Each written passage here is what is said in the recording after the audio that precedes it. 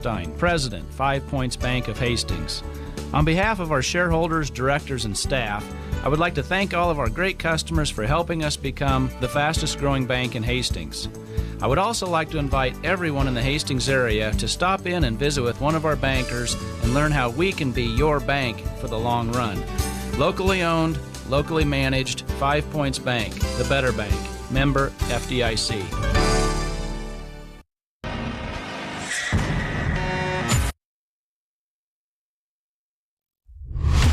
Hastings College softball is on the air. And this is In the Dugout. Brought to you by Tom Dinsdale Chrysler Dodge Jeep and Ram. Located at 2800 Osborne Drive East in Hastings. Now let's go to the field for today's game.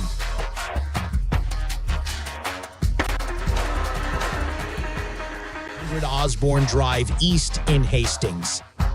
Now let's go to the field for today's game. Coverage of the GPAC Conference Tournament, the Midland Warriors taking on the Hastings College Broncos. On the air a little bit later than planned and originally scheduled. This baby was set to go at noon today, but Mother Nature intervened. Sprinkles turned into showers, turning into puddles, turning into unplayable playing conditions here in Fremont this afternoon. But the field is getting cleared up. The groundskeeping crew hard at work, and we will get set for softball here very soon. Again, the Hastings College Broncos taking on the Midland Warriors. For Hastings College, it has been an absolute ride and roller coaster just to get into the GPAC postseason tournament. A team that was sitting on the outside looking in, needing to win 3 of its last 4 games and doing so. One of those games, a split with the Midland University Warriors. That was just last week on Wednesday. And then over the weekend, a sweep over Doane College. Interesting of note, Doane College has started off this GPAC Conference Tournament with a victory. A earlier win over in the northwestern side of the bracket. The 4 seed comes up and knocks off the 1 seed by the score of 1-0. So Doane has advanced to play later on this afternoon. As far as things look at the moment here in Fremont, the bracket is shifted around a little bit, but it'll be 3 o'clock, a 5 o'clock contest, 3 o'clock contest, a 5 o'clock contest with Morningside and then Dort. And then the winner's bracket matchup will be at 7 p.m. between the winners here, between either the Hastings Broncos or Midland Warriors, and then obviously the winner of the Morningside Dort game. That would be a 7 o'clock contest. The loser's bracket contest, well, could be late night softball. Here on Extreme Sports. They are anticipated to get that one underway at 9 o'clock, and of course that's assuming that all things run on schedule here this evening. So it could be a very late afternoon, evening, and even night of GPAC softball for you here on Extreme Sports. So Hastings College again taking on Midland University. And first pitch will be getting underway here as we roll along on the pregame show. Pregame show brought to you by Tom Dinsdale, Chrysler Dodge Jeep Ram Automotive. And when we come back, we'll have a conversation with the head coach, Troy Baker, as we get set and head to the dugout to get you set for today's first round game. Hastings College, Midland University, and we'll have more right after this.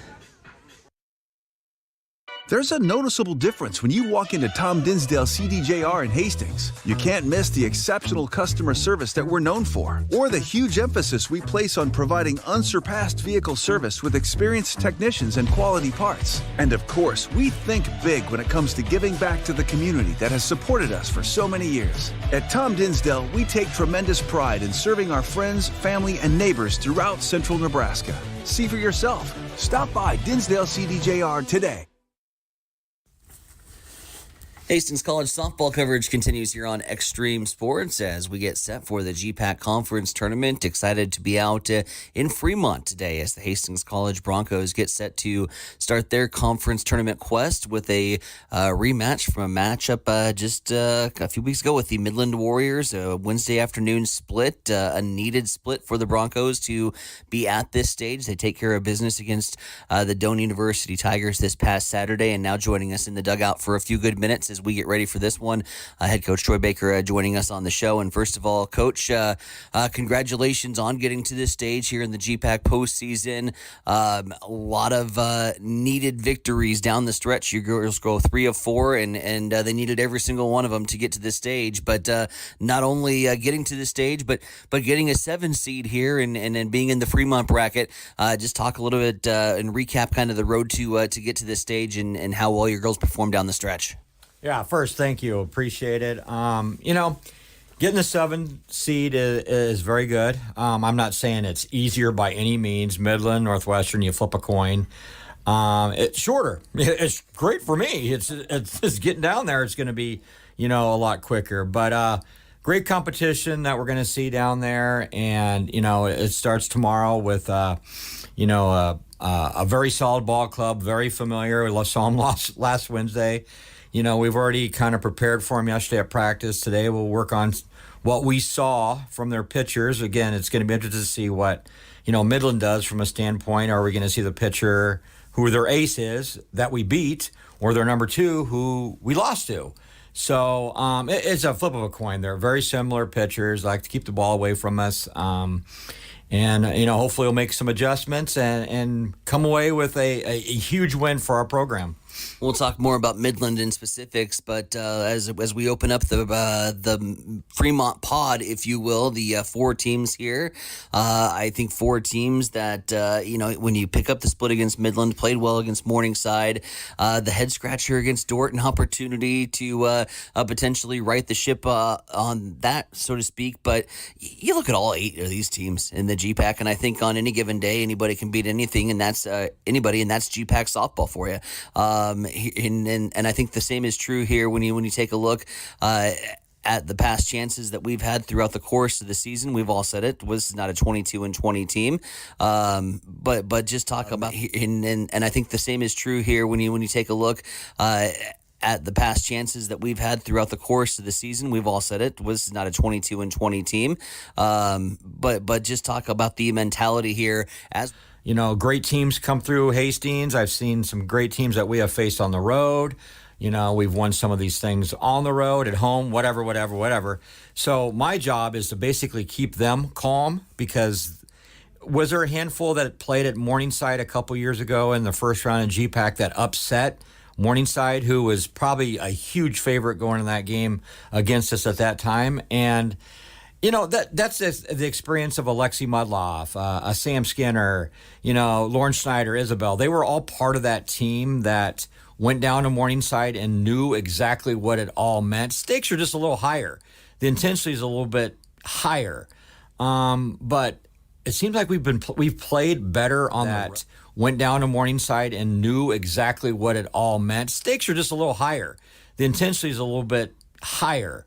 But it seems like we've played better on the road for some reason. Well, you play in a bandbox wind tunnel. You just don't know what you're going to get when you go play at the complex. Going to Fremont, just there, great facility. Love their field. It's not like we're going to go to a place. I think Kiera's up to the challenge. 10. It's supposed to be calmer day with winds, which is crazy these days in Nebraska. But I do think our team is ready. I think Kiera's up to the challenge. They're going to see her. They did. They got her in the 7th inning. I don't take a lot from that. I don't even think she ran out of gas. I just think it got to the point where they kept stringing things together, which Midland can do.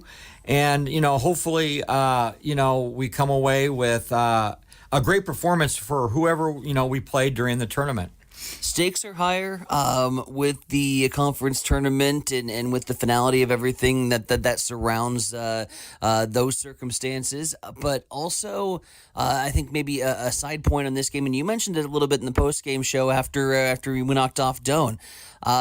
There's some history here. I talked about it with Coach Franz, and I think that Midland has, for all intents and purposes, become kind of the new Doane when it comes to a rival with Hastings College and some of the chippiness and mind games that go into that. How do you keep that under control today? How do we win that battle? Basically, there was some stuff there going on, a little talking. They thought we tagged hard. I don't know what that means. You tag hard. She dove at her and she tagged her. kind of a push. The umpire stepped in right away. And I just said, don't get bullied. That's what I basically, again, do we want to get in a bench clearing brawl? Absolutely not. But I just said, don't back down, because I think Midland's been at the national tournament the last 3 or 4 years. Different team this year that Midland has. With a lot of the new JUCO kids, you get JUCO kids, they've been through a lot of those talking wars. They are chippy. And they're the ones that stepped in and said, do you want me to handle it? Well, no, you don't want to handle it. You just want to play softball. But I just basically said, just play, and that's all we got to do. Let the bats, let the gloves, let the, pitching do their talking for themselves. And if they want to keep on talking, at the end of the day, we'll just look at the scoreboard and see what it all is. Because that's, again, you're not going to win the talk battle. This isn't pitch perfect. This isn't a riff off. We're playing softball. And I like our chances. Again, Midland's a very good program. Beth does a great job with those girls, and I don't think we're going to back down. We're going to come ready to play. And when all chips are in, we'll see who comes out at the end. Again, Coach Baker joining us here for a few minutes on the pregame show as we get set to get underway in the GPAC postseason tournament here with the Hastings College Broncos.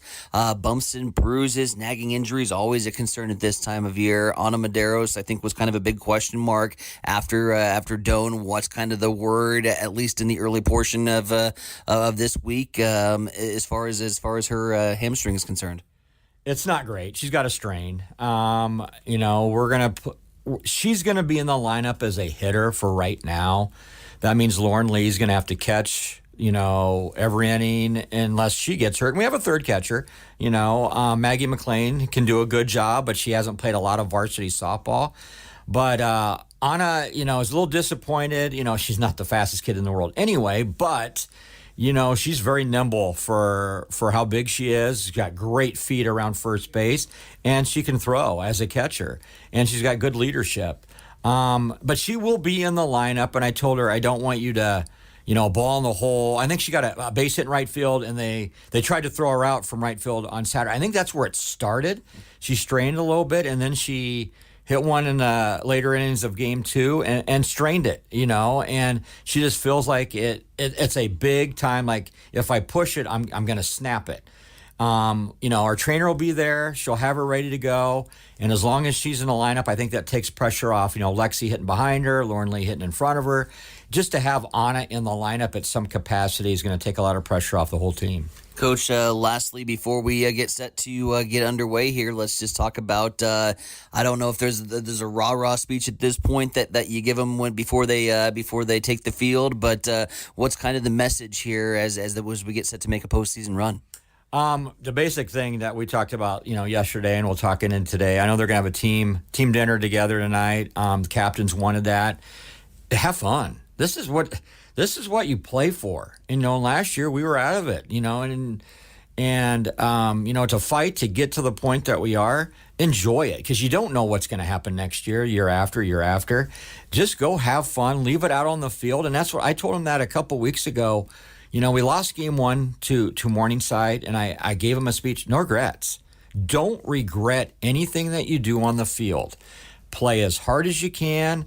If it's means you have to be a rah-rah cheerleader on the bench, you have to come in and get a bunt down, leave no regrets. And then if you do that, you can look into yourself in the mirror and say, I did everything I can as a team to win this. Good luck. We'll talk when it's all over. Thank you. Appreciate it, Tyson. Stick around. Starting lineups play-by-play is coming up next. Midland University, Hastings College, first round of the GPAC Conference Tournament, and it's on Extreme Sports. Industrial Irrigation Services has proudly supplied reliable horsepower to the industrial engine market since 1955. Our entire team is dedicated to fostering long-term relationships with our customers and key suppliers. Honesty and integrity make up the foundation that our business is built upon. Our entire team is ready to deliver the best sales, engineering, parts, and service support you have come to expect over many decades. No matter your industry or the rigorous demands of your application, our team of experts stand ready to serve you. We have been serving our customers and friends for over a half century and we look forward to continuing to provide you with the absolute best industrial engine packages and services for generations to come. When you need a solution for your industrial needs, don't just buy horsepower. Invest in reliable horsepower. Welcome back to Extreme Sports. Back with you here from Chaplin Field in Fremont as we are finally set to go here for GPAC softball action. The Broncos playing their way into the GPAC postseason tournament, winners of 3 of their last 4, including a dramatic sweep over the Doane College Tigers just this past weekend. They'll get set to go against a team that had been flirting in the top 25 all season long, the Midland University Warriors, and set to go against pitcher Petrick Campbell, coming in with a 15-6 record, 1.95 ERA, gets the start in the circle here from Midland University this afternoon, as Campbell will go up against Isabel Tanabe to start things off here in the ball game. Isabel Tanabe batting out of that right-handed batter's box, the leadoff hitter, as she has been all season long for head coach Troy Baker and the Hastings College Broncos. Is a 2-0 count. Here's the pitch. Tanabe puts it in play. Slow roller first base side, and that's going to stay fair. And first baseman touches the bag. 3 unassisted as Tanabe goes down to start off the ball game. Lauren Schneider now batting for Hastings College. It'll be Lauren Schneider batting second. Kaylee Pino batting third. We'll have Lauren Lee in the cleanup spot here for HC, and we'll get to the rest of the lineup that Troy Baker has submitted following this pitch. Lauren Lee in the cleanup spot. Anna Medeiros will be doing the designated position player here this afternoon. Lexi Muddleoff at second. Kaiten Kapler in that 7th spot. Sam Skinner batting 8th and playing first today. And Shea Storson batting 9th for the Broncos. Schneider watches a pitch go on the outside. And that'll bring the count to 2-0 for Lauren Schneider on the season. .315 hitter. 46 hits, 5 doubles on the campaign. Also has registered 15 RBI. The pitch to the senior Schneider is on the outside corner. That'll be in there for a strike. That'll bring the count to 2-1. As we are underway, 64 degrees here at first pitch. Winds out of the south at about 10 miles per hour. We should see gusts of around 17, but nowhere near the gust that we have seen at the Bill Smith softball complex basically every single home game for the Broncos. Schneider quickly ahead in the count here, 3-1. Count advantage, and we'll see what is on for Lauren Schneider. Again, just underway here from Midland University. Delayed start due to Mother Nature rolling in this morning. And what could be a very long day of softball here in Fremont. Schneider is going to get a free pass as that pitch is in there low from Campbell. And that'll bring up Kaylee Pino to the plate. KP on the season, .384 hitter for the Broncos. 16 extra base hits and has knocked in 39 runs on the campaign. Go across the diamond, meet the Midland lineup.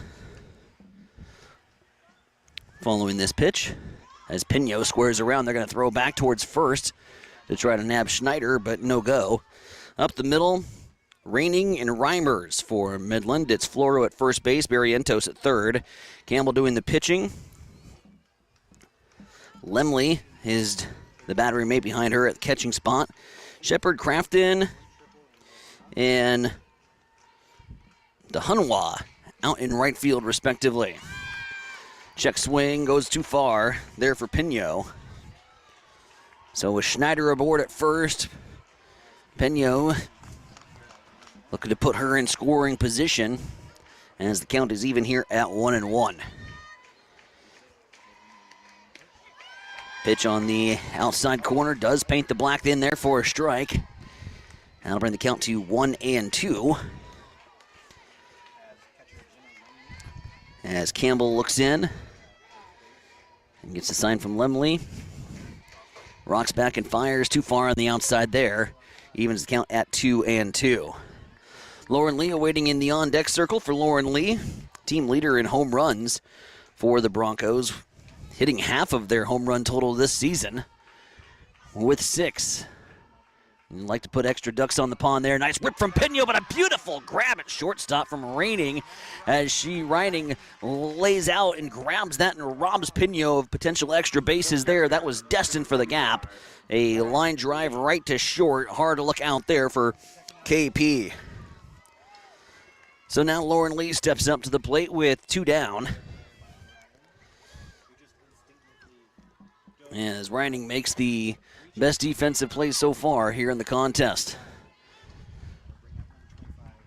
Completely laid out and robs KP of extra bases as Lauren Lee pops this one into foul territory. Going to fall in the gap there between everybody. And so it'll be extra life here for Lauren Lee. And tell you on balls that are going to be hit on the first base side near the dugout, we are going to have a tough time tracking them from our vantage point here.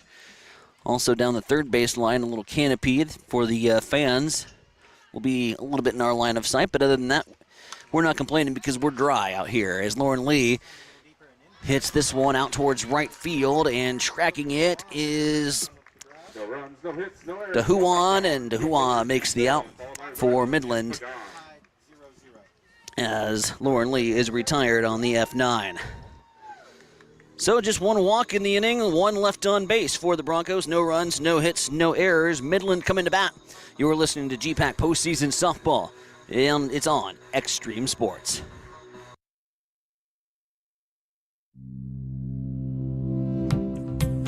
At Bosselman Energy Companies, we take pride in being a trusted partner to our customers, a strong presence in the communities we serve, and a family business that truly cares. Founded in Grand Island in 1948, Bosselman Energy has grown into a diverse group of companies with locations across the Midwest. We supply local communities with essential petroleum products that fuel farms, power industries, and heat homes. With over 70 years of industry experience, Bosselman Energy remains committed to the principles that have guided us from the beginning, ensuring our continued success for generations to come.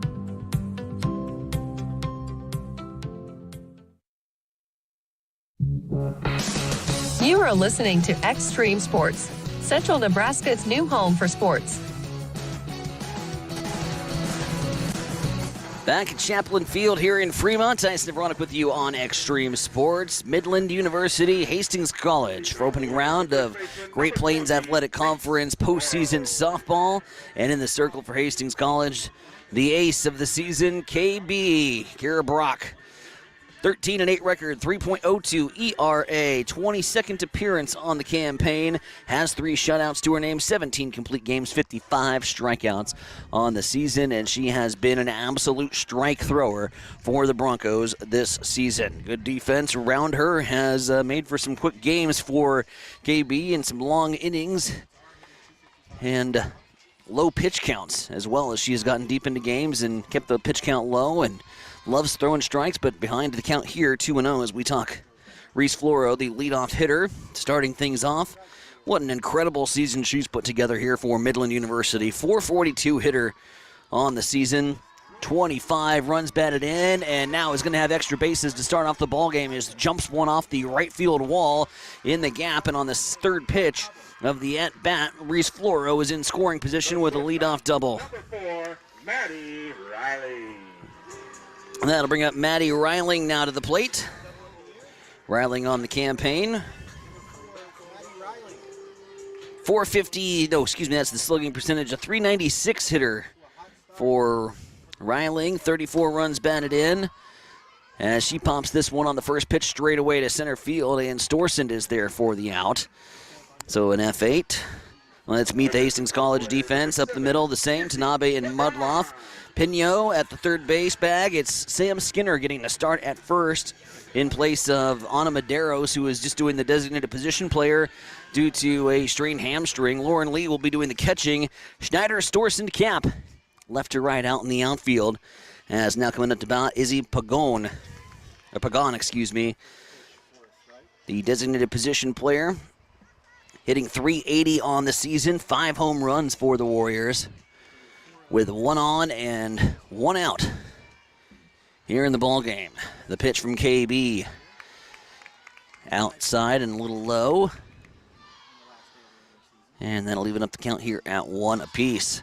Broncos in the gray jerseys, trimmed in white with the white pants for Midland. White tops trimmed around in dark blue as Pagan is going to send this one out to right field. And this one is also going to find the gap in between Cap and Storsund. And then Pagan will replace Floro over at second base. And it's an RBI double for Izzy Pagan.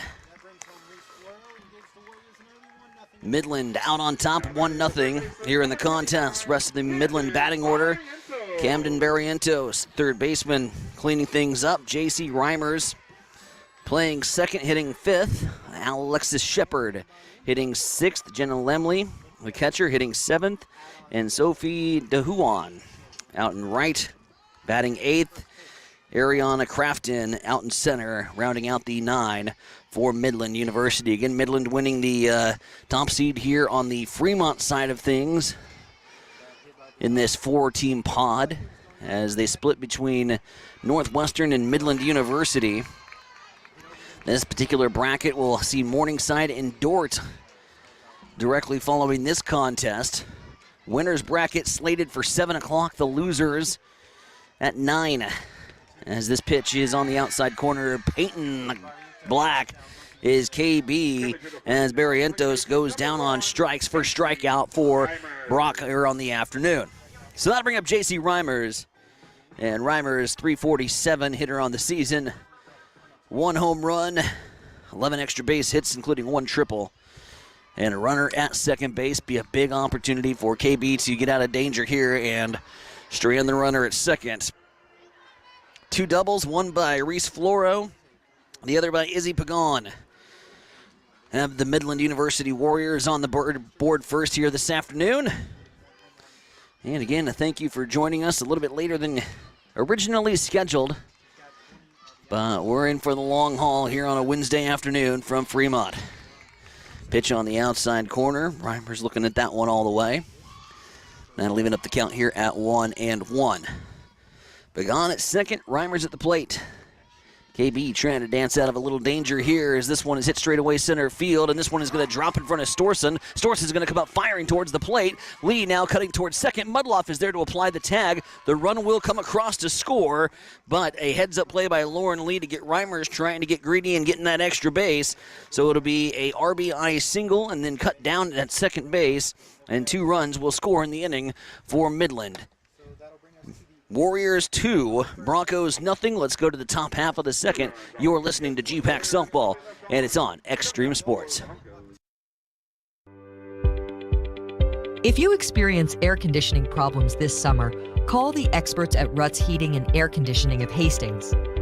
Ruts is a local, family-owned business with over 45 years of experience in the HVAC industry. They service all makes and models of heating and cooling equipment for both residential and commercial customers. You can trust Ruts Heating and Air Conditioning to complete all repairs, installations, and maintenance work on time.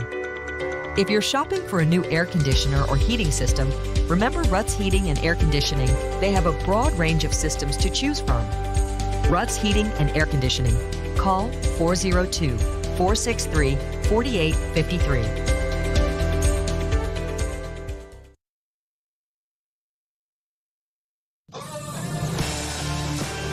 Keep it right here. You are listening to Extreme Sports. Back here from Fremont, GPAC softball for you. Postseason softball as the opening round gets underway here this afternoon for Hastings College, taking on the Midland University Warriors, and it's Ana Medeiros leading things off. It'll be followed up by Mudloff and Gaten Kapler, who had the big 3-run shot this past Saturday to send the Broncos into the postseason. For Medeiros on the season, .367 batting average. Second on the team in home runs with 32 RBIs. And Ana Medeiros still nursing a injured hamstring that happened in game number 2 against the Doane University Tigers. As Medeiros takes a look at that one, paints the black on the outside, and therefore a strike. Bring the count to 2-1. Still a hitter's count here for number 35. Mudloff awaiting in the on-deck circle, just underway here at the top of inning number 2. Midland with the 2-0 lead after a double by Reese Floro, a RBI double from Izzy Pagon, and an RBI single off the bat of J.C. Reimers. But again, the Broncos get out of the jam as they're able to get Reimers trying to get the extra base on the throw from home. So here's Ana Medeiros now on the 2-2. This one on the outside corner doesn't get the call, and that'll load it full at 3-2. Midland third baseman Barrientos was running over into Campbell, waiting for celebration time. Blue says no. The pitch right down Broadway, put right back up the middle. That's going to be on a frozen rope. 2 hops out to center, and it'll be a leadoff base runner here for the Broncos on the first hit here of the contest for HC. That'll bring up Lexi Mudloff to the plate. Lexi picked up her first home run of the season this past Saturday against Doane. And what was really the spark in that comeback in game number 2 as the Broncos trailed 4-0 till about the midway point. Mudloff now .310 hitter on the season. 1 home run, 11 extra base hits, 2 triples, 9 doubles on the campaign, and has batted in 21. Gracie Graff will courtesy run here for Medeiros. So it's Graff over at first base, and we'll see what's on for Lex. Petrick Campbell in the circle. Corners playing in on Lexi. Thinking a small ball is Midland. And we'll see if Lex can't find some green here with the corners playing up. So Graff over there at the first base bag. Here comes the 0-1 from Campbell to Lexi. And it goes outside. That'll bring the count to 1-1. Overcast skies, again 64 degrees right now in Fremont. A massive improvement from where conditions were at about first pitch at noon, when as Lexi flares this one out to right field. That is going to go right into the glove of DeWuhan, who then will throw things back into first base, but not in time. It's a F9. Right fielder, number 7, Peyton Kapler. And that'll bring up the right fielder, Caton Kapler, here for the Broncos. Cap delivered probably the biggest clutch hit of the season this past Saturday in a score deadlocked at 5, a 3-run home run that sent the Broncos into the GPAC Conference Tournament. A walk-off in thrilling fashion on Senior Day. And you talked to Coach Baker this morning. He says his players still haven't come down from this past weekend. What a thrilling moment for Caton Kapler, who hits this one right into the netting, fouled back. Netting surrounding the backstop, vastly different from the chain link fences that we see at the Bill Smith softball complex and the rattle you hear on every single foul ball. And fans creeping right up there at the netting for good viewing here of this opening round contest. As that pitch goes in there for a strike, Kapler was looking all the way. It's 1-2 with 1 down and a runner at first. Kapler thinking anything but a ground ball here. See if she can't get something, a little elevation, check swing tipped, and it rolls foul. Theo bringing in a new ball for Blue. Pete Theo Harris, first base coach. Troy Baker over there in the third base box.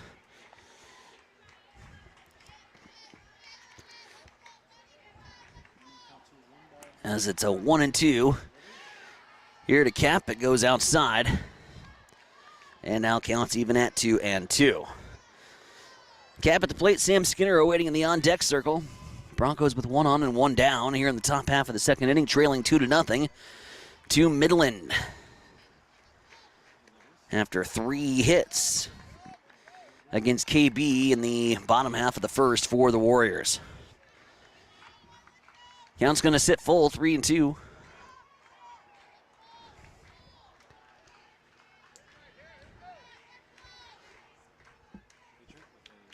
As Petrick Drops that one in there at the knees on Caden Kapler. Kapler goes down on strikes. And that'll be the first strikeout for Petrick Campbell on the afternoon. Sam Skinner now at the plate.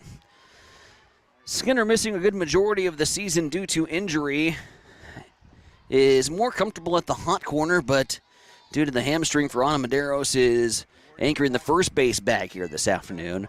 Sam Skinner, again, has just played in now 15 games for the Broncos. A .209 batting average, 6 RBIs, and has registered 1 extra base hit. Just hasn't really had the opportunities in the game. Time to put together the impressive offensive resume and still kind of finding her swing, getting comfortable there in the batter's box. But has continually looked impressive since she's come back from injury. Continues to improve each and every game. Here's the pitch to Sam. Puts it in play. Third base side to Hopper. And fires across the diamond in time. Barrientos to Floro. And the inning is over for HC. So the Broncos are able to register 1 hit, but can't bring her around. It's 1 hit, no runs, no errors, and 1 left aboard as we go to the bottom half of inning number 2. 6, 7, and 8 due up for the Warriors, who lead it 2-0 over HC.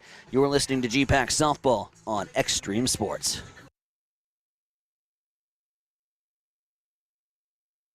Sundays are meant for relaxation and indulgence, and there's no better place to do it than at Bullseye Sports Bar and Grill in Hastings.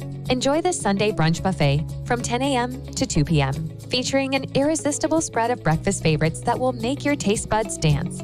Choose from fluffy pancakes, sizzling bacon, fresh fruits, and so much more. It's all you can eat and everything you could ever want. Bullseye Sports Bar and Grill, located at 2017 West 2nd, across from the water park in Hastings.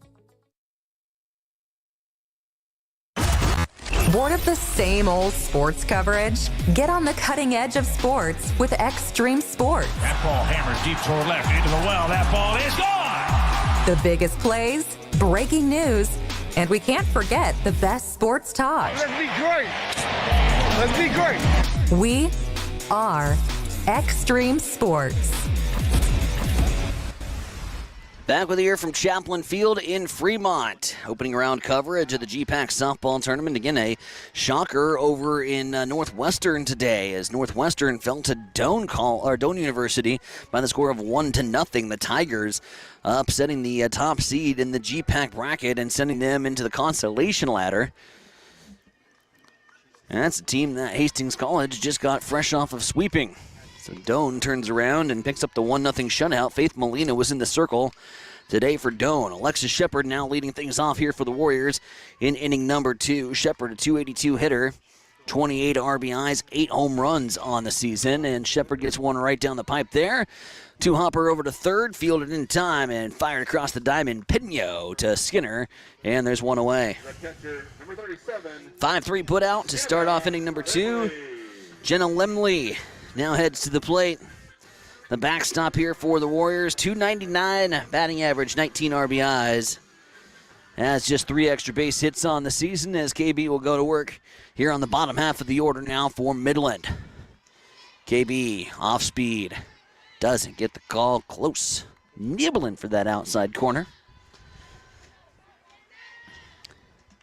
So 1-0 here to Jenna Lemley.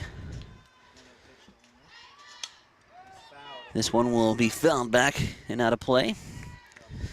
Beautiful facilities, by the way, here in Fremont. 215, no temporary fencing as we are accustomed to seeing at the Bill Smith Softball Complex. And some just gorgeous facilities, although GPS was kind of a fun trip to get here. We went through a few roundabouts, and at times I was like, did Baker give me the right directions? Where are we going? It's just kind of on the outskirts of Fremont, and then once you get out here, just a gorgeous facility with some warm-up fields as Dordt and Morningside continue to get ready for their game, which will be following this game. And assuming we all run on schedule, here's a shot towards the gap from Lemley, and that's going to split between left and center as Lemley is aboard via a single. Nice job by Shea Storson to cut off and prevent Lemley from going extra bases. She's got to take a big wide turnover there at first, but has to retreat back. As mentioned, if everything goes on schedule, and knock on wood according to plan, it would be a 7 o'clock contest for HC. So the Broncos fall in this one. We're playing in the nightcap and some late night softball for your eardrums here this evening. As we'll tuck you into bed tonight, I was complaining about the 8:30 puck drop between the Blues and Winnipeg Jets. We might have softball following the puck drop of the Jets and Blues game tonight. So 1-1 count here to Sophie DeHuan, who steps up to the plate. .252 batting average for Sophie, 8 RBIs, 1 home run and 8 RBIs. Pops this one up between second and center field, and it drops behind the glove of Mudloff. It's just as if she tossed it out there and couldn't have thrown it any better if she would have chucked it from home plate right behind second base, right in front of Storson. Just a little dink and dunk there from Sophie. And now it's runners at first and second, back-to-back singles, and Ariana Crofton stepping up to the plate with 2 aboard. And Midland putting pressure on Hastings College once again, getting to their ace in Kara Brock here in the early proceedings of this one. Infield playing in. We do have our lucky 6 + 4 + 3 = 2 shirt that we wear with pride. Defensive softball math for you. Here's a shot back up the middle. They'll turn around to go to first. Will KB, they get the sure out. Had a couple opportunities and some good looks. She would have turned and fired over to third, probably the lead runner. And with some confusion and the runner really stopping between third and second base, might have been able to fire back and get 2, but as it stands, it'll be a fielder's choice that will advance both runners. Just a little chop shot. Reese Floro, who led off the proceedings with a bang. A frozen rope out to the right center field gap, and ended up coming around to score after the double, as Floro will flare this one foul off the left side. And now the count is 0-2, and KB goes to work on a hitter that is well over the 400 batting average mark, just shy of 500. Impressive numbers from Reese Floro. My goodness, 442 average, 25 RBIs. As the first baseman with 2 ducks in scoring position will hit one towards center, but Shea Storson's right there. So despite that one being on the button, it goes right to Shea Storson, and despite the 2 hits, 2 are stranded here for the Warriors. No runs scored. It's still a 2-0 Midland lead as we get set to go to the top half of inning number 3. It's GPAC Conference Softball, and it's on Extreme Sports. Rev up your energy and fuel your body with the protein punch you've been craving. When it comes to nutrition, Highland Dairy has a wide range of locally made products. Discover tasty ways to a stronger, healthier you with Highland's range of yogurts, smoothies, flavored milk, and cottage cheese. For parents with picky eaters and trendsetters looking to jump on the revival of cottage cheese, Highland has what you need to hit your protein goals. Highland, locally made, naturally delicious. Keep it right here. You are listening to Extreme Sports. Back here from Fremont, GPAC softball, postseason softball, here on the stream today. Dyson and Veronica with you from Champlin Field. Top of the 3rd inning, 2-0 Midland with the advantage. 9-1-2 due up, and starting things off here with Shea Storson to try to set the table for the top of the order here out of the 9th spot. As Campbell winds and delivers, and it's going to be a bunt and a bunt single, a little small ball from Troy Baker as Shea Storson beats out a bunt. Good decision there as Baker rolls the dice. Storson lays the bunt down beautifully, and Midland caught by surprise. So that'll set the table here for the top of the order as Isabel Tanabe will come back to the plate. Grounded out to first in the first at-bat of the ball game.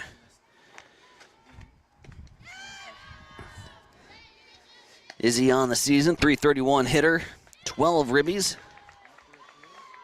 5 extra base hits. And Lauren Schneider, her fellow senior that has started since day one, in the on-deck circle. Both Tanabe and Schneider, starters from the word go. As Tanabe squares around, the corners are playing in. The bunt goes backwards. And so that'll be an 0-2 count up coming here to Tanabe. And in all likelihood, bunt signal off now with 2 strikes. So watch that one on the outside corner, 1-2. 2-0 Midland with the lead as we reset things here in the top half of the third. It's Shea Storsund at first, Isabel Tanabe, the leadoff hitter for the Broncos at the plate, as the Broncos will try to get some runs back and claw back into this baby here in the early proceedings.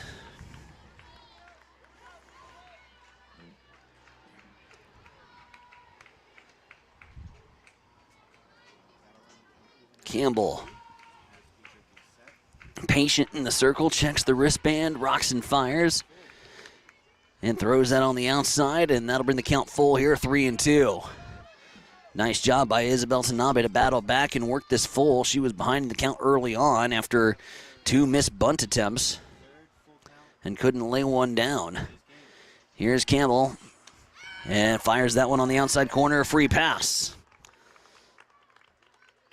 A bunt single and a walk. And with nobody down, the Broncos are in business here in inning number 3. Lauren Schneider now at the plate, senior with a .315 batting average, 15 RBIs, and the best opportunity thus far that the Broncos have had to strike offensively comes here on the top half of inning number 3. As Schneider swings and misses just over the top of that one. A little drop ball there from Petrick Campbell. That fooled Caton Kapler earlier back in inning number 2. Very similar pitch here to the left-handed batting Lauren Schneider. KP in the on-deck circle for HC. 1 ball, 1 strike, nobody down. Here to the Bronco left fielder as she watches that one out all the way. No, curls back in there for a strike. Sneaking back in there. Almost ninja-like as it comes across on the outside corner. Here's the 1-2. Schneider has to protect, flares this one foul as it rolls out in the parking lot, out towards my automobile. Well, it's going to be far enough away. I don't think they can reach that. 1-2. 2-0 Midland with the lead. And swing and miss there from Schneider. And she can't catch up to the pitch as it trailed on the outside corner starting in. Good command there of that pitch from Petrick Campbell. Kaylee Pino now at the plate. Hard luck out back in inning number 1. I mean, hit the ball right on the button, but a beautiful play from the shortstop Reiling as she made an outstanding laid-out grab to rob Pino of extra bases. So now KP with 2 ducks on the pond. Opportunity, if she can get just a little bit higher to put that baby in the gap. Might have 2 runs here. Here's the 1-0. Pino checks that one, watches that on the outside corner, in there for a strike. 1-1 with cleanup hitter and leader in home runs awaiting in the on-deck circle. Wants to get an opportunity, can't put anything on the ground. That could be a rally killer here. Here's a little blooper that gets over the first baseman's head, and this is going to be an RBI single as that'll drive in Shea Storsund from second base. It's a base knock off the top of the bat. Wherever it works for Hastings College as Kaylee Pino puts it into play. Might have mistimed it just a little bit, didn't get a whole lot of wood on that, but is able to push that past the first baseman and drops it in front of the right fielder for an RBI single for Kaylee Pino. Lauren Lee to a board. Steps up to the plate with one down. Broncos back in the ball game now, trailing 2-1 here to Midland. Pitch in there for a strike. Here from Campbell.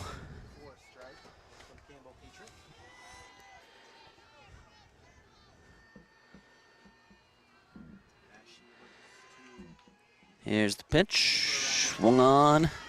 No, check swing. No go, 1-1.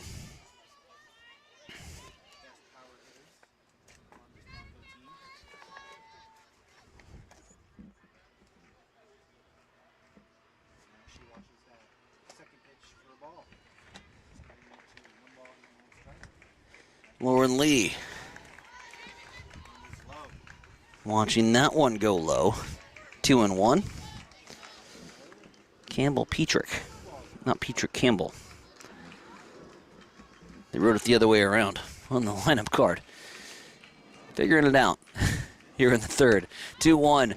Shot towards the right field line, and calling off there is Dehuan, as she will get it back into the infield. Now it's runners at the corners, as advancing on the play is going to be Isabel Tanabe. And Pino stays at first base.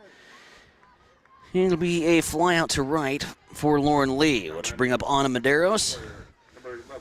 Medeiros singling, but it's going to be Gracie Graff at the plate in lieu of Anna Medeiros. Again, was nursing a hamstring injury. Graff comes into a courtesy run for Medeiros, and Gracie Graff will now get her first AB in a big spot with two down and runners at the corners.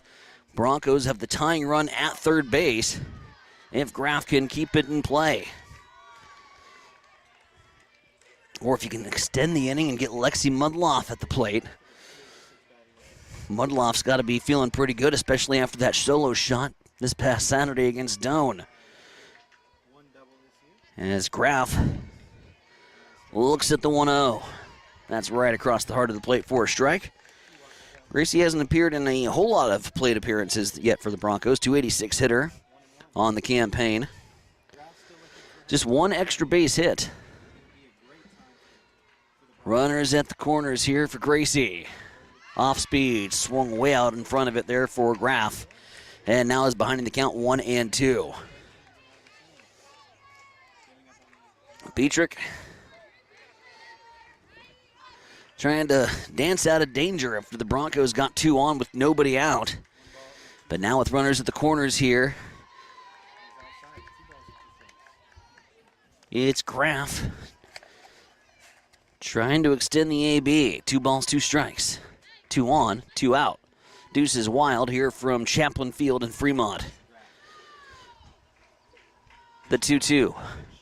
Off speed, swung on and missed as Graff can't catch up to that one and goes down on strikes in the Broncos strand 2. So they'll put 1 run on the board and claw back within 1, but Midland still with the 2-1 lead. As we go to the bottom half of inning number 3, it's GPAC softball, and it's on Extreme Sports.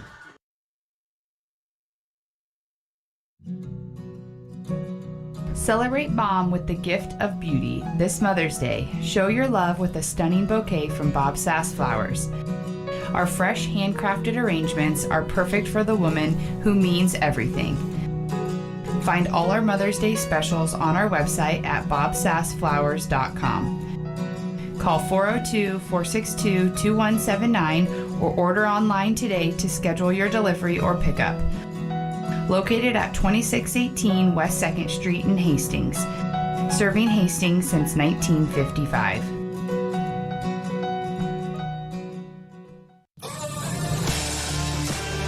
Keep it right here. You are listening to Extreme Sports.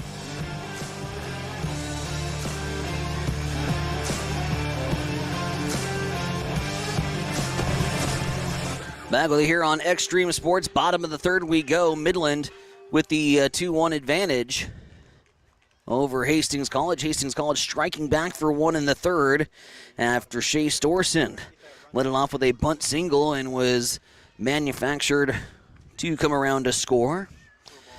Speaking of scores, we'll get some scores in from Major League Baseball action currently going on right now on this Wednesday afternoon. Detroit leads it over Houston 7-4. They are in the bottom of the 8th inning. The red-hot Detroit Tigers continue to play well. Meanwhile, the LA Dodgers out on top of the Miami Marlins by the score of 4-2. Colorado, with just 4 wins on the season, has a lead over the Atlanta Braves, 2-1. And the Cardinals, in the first of a doubleheader today, win over Cincinnati by the score of 6-0. As it'll be a leadoff hit here for Matty Reiling. Reiling goes out to right field, and it'll be a single, and the Midland Warriors have a base runner. Izzy Pagan now stepping up to the plate. RBI double back in her first plate appearance as she drove in the leadoff hitter Floro, who led it off with a loud double. Midland coming out of the gates with ambush tactics on KB. Wednesday afternoon here on Extreme Sports as we approach the 4 o'clock window. 1-0, Kara Brock. And no, we are not playing in like the 19th or 21st inning of this softball matchup. We got off to a delayed start. Mother Nature intervening right before the scheduled start time for noon. And so players got a little 3-hour break as Pagan goes to center. Shea Storston can't come up with it cleanly as it'll drop behind her and turn in two runners in scoring position here from Midland.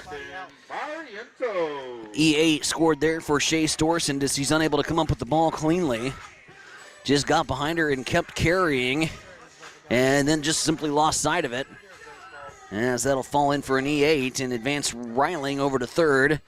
Pagan reaches second base, and Camden Barrientos now at the plate with 2 in scoring position as KB doesn't get any help from the defense there. Looked off the bat that was going to be kind of routine, and it just sort of kept carrying on Shea Storston and turned around to check where the fence was. Next thing you know, it's over her head. 0-1 here to Barrientos. Looks at one on the outside corner, called a ball. So 1 ball, 1 strike. Nobody down, 2-1. Midland with the 2-1 advantage and threatening here in the third.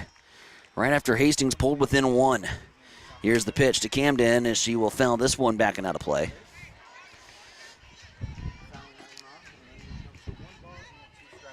And now 1-2, the count to the third baseman.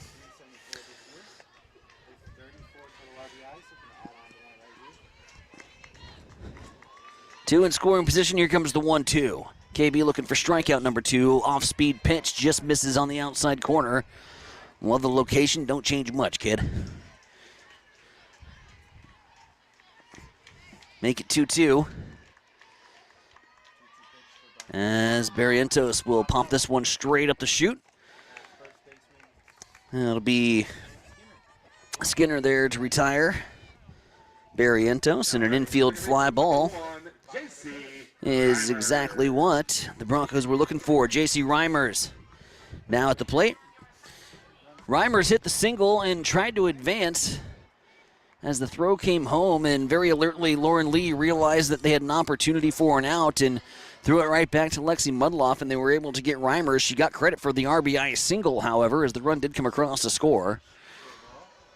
And now steps up with 2 in scoring position and just 1 down.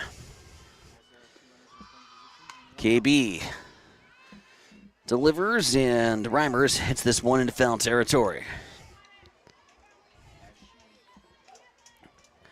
Warriors and Broncos meeting for the second time in a week here in Fremont. Just this past Wednesday, it was the Broncos and the Warriors getting together, and the Broncos picking up a split. Pivotal as they absolutely needed to take one away from ranked Midland. Ball hit the shortstop side. Isabel Tanabe looks the runner back to third. Fires over across the diamond in time. Nice play by the senior shortstop for the 6-3 putout. And now the Broncos got 2 down. So despite the error, could get out of this one without giving up any damage. Yeah, let me look at the Broncos' last 4 games. And you had ranked Midland in there. You absolutely had to go on the road and pick one up, and HC did just that. That got the Broncos the split. That gave them meaningful softball on Senior Saturday. And they were able to sweep Doane University in thrilling fashion with a walk-off home run to play their way into the postseason tournament, and now have absolutely nothing to lose. Slow roller Tanabe fields it over to Skinner in time. 6-3 put out. The Broncos get out of danger as Midland puts the first two on and gets them in scoring position, but cannot cash in. 2 left to board as KB dances out of the danger zone. Call Kenny Loggins as we go to the top of the 4th. It's 2-1. Warriors on top of the Broncos. It's GPAC softball on Extreme Sports. There's a new tomorrow on the other side of the horizon. There are houses to make into homes, businesses to be built, and friendships to enjoy. Someday's gonna be one day soon. Build your tomorrow with a bank you can rely on. Pinnacle Bank, the way banking should be.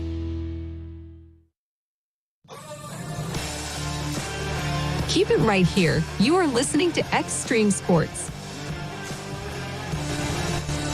So Midland gets 2 on in the bottom of the 3rd, gets 2 into scoring position, but unable to cash in as a infield fly ball, followed up by 2 groundouts to Tanabe, and the Broncos are trailing by just 1 as we head into the latter portions of this ball game. Top half of the 4th, Broncos trailing 2-1. Campbell Petrick in the circle as she continues to deal here on 6, 7, and 8. A 6, 7, and 8 spot in the lineup that has been very good for Troy Baker and this HC team. Whether it's setting the table or whether it's being the run producers, they have paid their bills for sure as they'll lead things off with Lexi Mudloff, former product from Grand Island Central Catholic, part of the 2020 state tournament team. Set the school record at the time for home runs in a season with 10. And now steps up to the plate here with her team trailing by 1 in the opening round of the GPAC Conference Tournament. Mudloff, Kapler, Skinner due up here for the Broncos, whose defense just helped KB get out of some dangerous territory back in the 3rd. Mudloff shoots this one right back up the middle. Quickly gloved over there from Campbell as she flips it over to Floro in time. And a 1-3 put out. Puts down Lexi Mudloff. Great reaction time there from Campbell to snag it with the glove and flip it over to first as Kaiten Kapler will now step up to the plate. Went down on strikes. Back in inning number 1. Cap with Oppo power, as we've seen this season.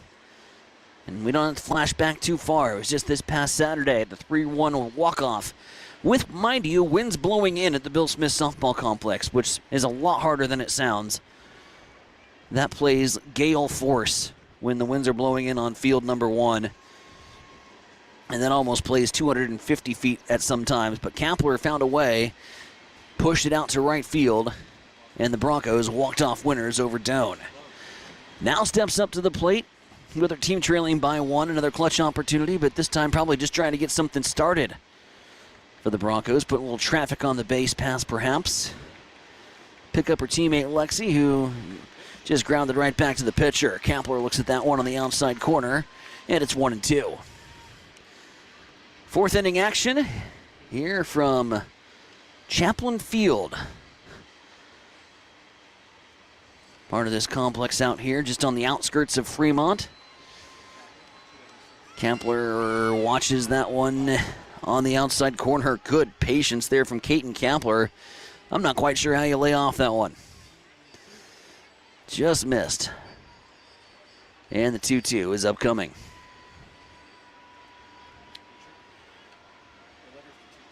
Kapler pushes it off to right, staying alive. That was another thing the Broncos did so well this past Saturday against Doane. Just the ability to fight off the bad pitches. This team was just resilient in there. They're going up against Faith Molina. Many of the players in that dugout know Faith Molina well. Of course, Faith was a Hastings High product and a great pitcher, part of those great teams that they had in Class B.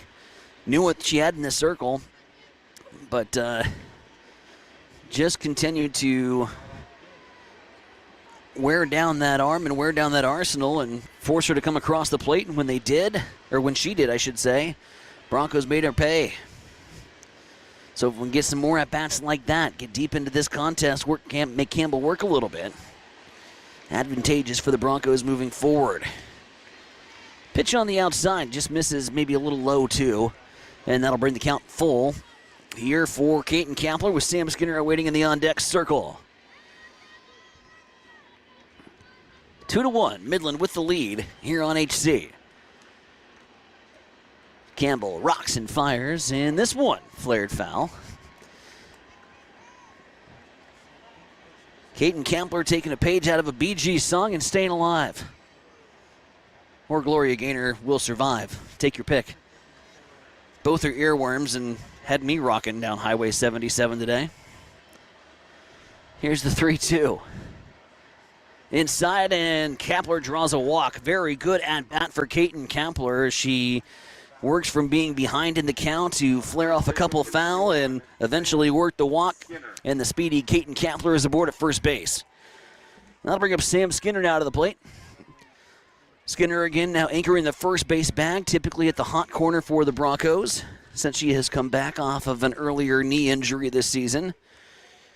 And from the hot corner to first base due to the hamstring issues of Ana Medeiros today.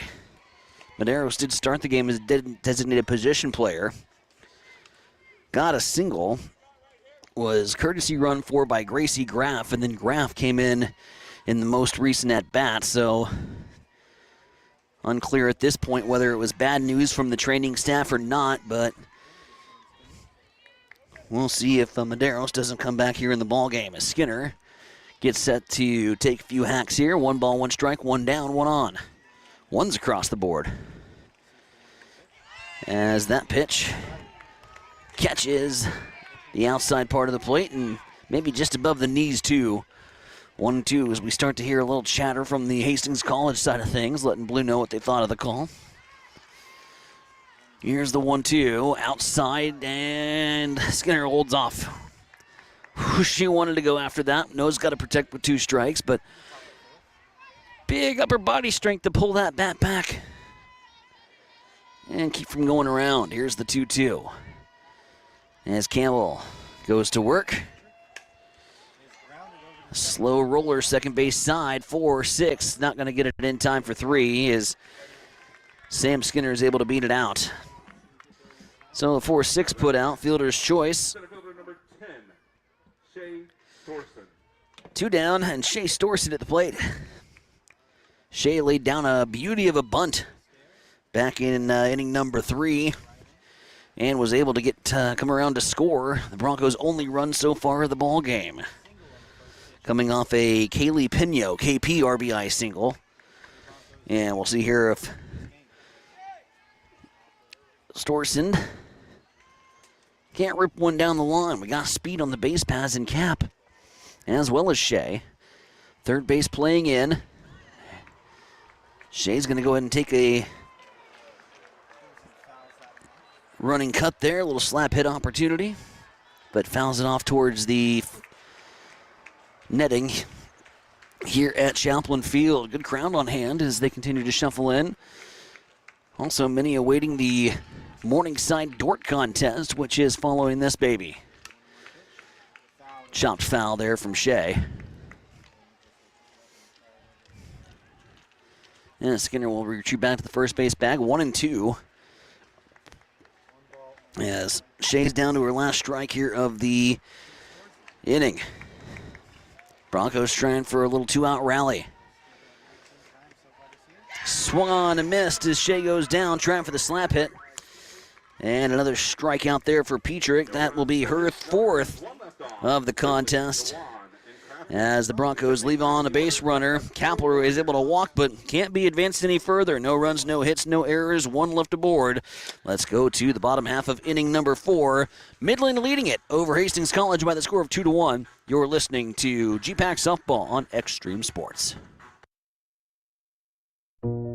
Family Medical Center of Hastings is the place to go for all your healthcare needs. Their team is trained to treat the whole person regardless of age. They provide a wide range of medical care, including acute care, routine health screenings, and treatment of chronic conditions.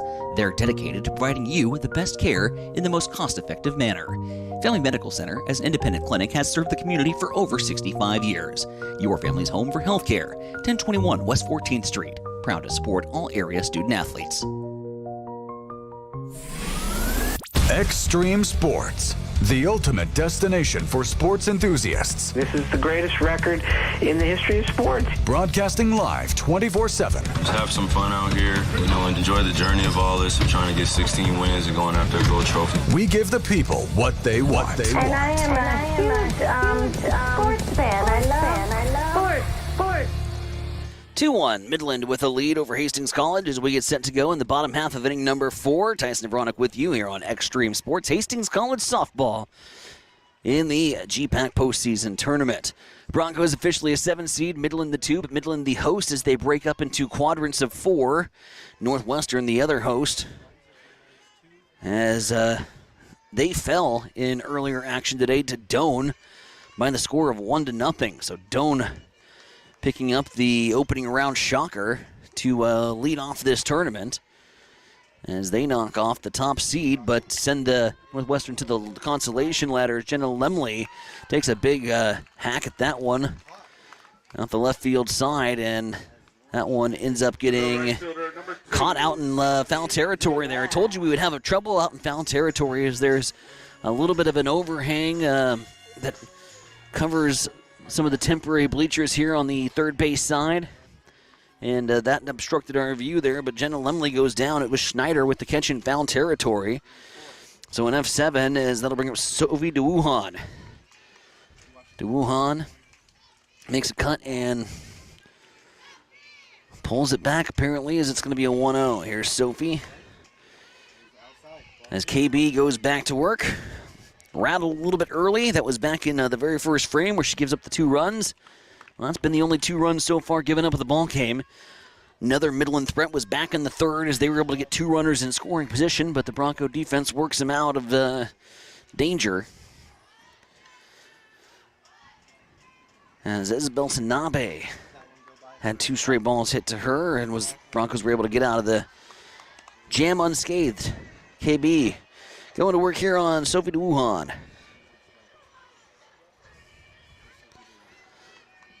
And now is behind the count 3-1. Off-speed pitch. This one's put into play. Shortstop side. Isabel Tanabe calls off the outfielders Storsund and Schneider. And it'll be a pop-up to shortstop as Ariana Crafton now stepping up to the plate. Crafton grounded into a fielder's choice back in inning number 2. KB looking to retire Midland in order for the first time so far in the ball game. She has not yet done that. Perfect opportunity was 7, 8, 9. And now Crafton squaring around bunt, bunts it foul. Looking to go 1, 2, 3 for the first time. Bottom half of inning number 4, Midland University with the 2-1 lead. Dort, Morningside, following this contest. As it's a check swing and into the fencing. Little excuse me swing there from Ariana Crafton. As she catches it on the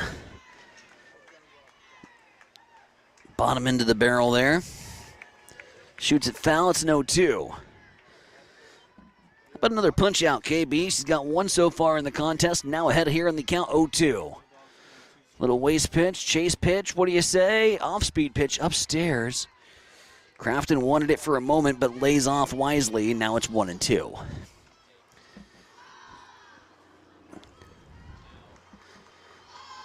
Nobody on, 2 down. The 1-2. Nice job from Crafton keeping the AB alive. Fly out to the left, pop out to short.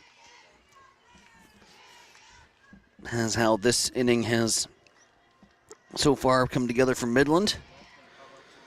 Looking for a little 2-out rally for Crafton. Here's the 1-2. Off-speed pitch and fouled off once again.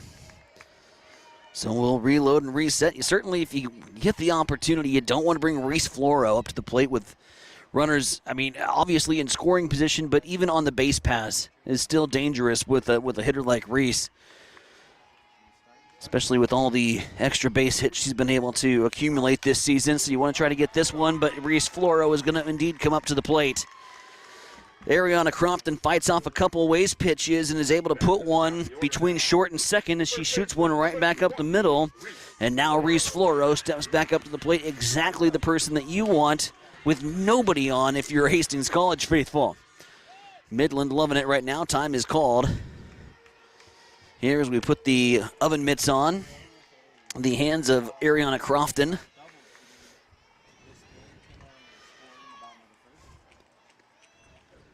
And Crofton is going to be off on the pitch. Here's the throw down. It's going to get by Isabel Tanabe.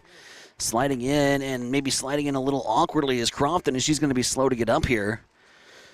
Didn't really hop right back to the feet, but gets up and ready to roll. So it's a stolen base for Crofton. And now it's a runner in scoring position, even more dangerous here for KB. Reese Floro, again, leading hitter on this ball club. Came in with a outstanding .442 batting average. And just as I was thinking, well, that's got to be a misprint. No, she leads off the game with a ringing double to get things started for Midland. Came across to score on an RBI double 2 batters later. So Midland gets off to a hot start, leading 2-0. Broncos clawed one back in the third. And now are down to their last 9 outs and trying to keep the score right where it's at here. Reese Floro takes a look at one right at the knees. Beautiful pitch there from Kiara Brock. So 3-1. Working very carefully here against the leading hitter and the leadoff hitter of this ball club. Off-speed pitch, and it goes right back to KB. KB bobbles it, but is going to be able to get that first in time. Nice recovery there from Brock, who initially bobbled the shot right back up the middle. And they'll go Brock to Skinner to get rid of Floro and end the Midland threat. 1 hit in the inning, no runs scored, no errors, and 1 left aboard. Let's go to 5, shall we? Hastings College trailing by 1. Midland 2, Broncos 1. 5th inning coming up right after this.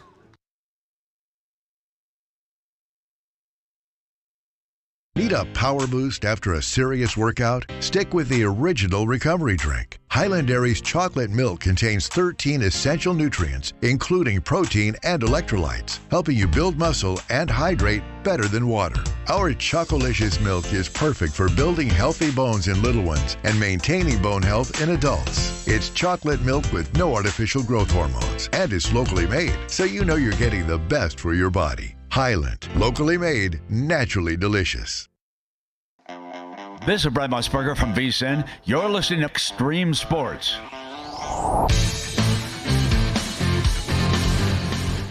Back with you here on Extreme Sports. Tyson Vronick with you just past the 4 o'clock hour. Hastings College softball on your airways today. Broncos trailing it by the score of 2-1 over Midland University. Midland striking for 2 in the first. Broncos clawing one back in the third, and it's the top of the order due up for HC as we trail it by 1. Quick little conference here. Didn't catch that. Got a new left fielder in here for Midland, I believe. They said number 30. So let's check that. Emma Hodnett will now come in for Shepard in left. So Hodnett, make the adjustments in our scorebook. Center field at number 10, Alexis Shepard.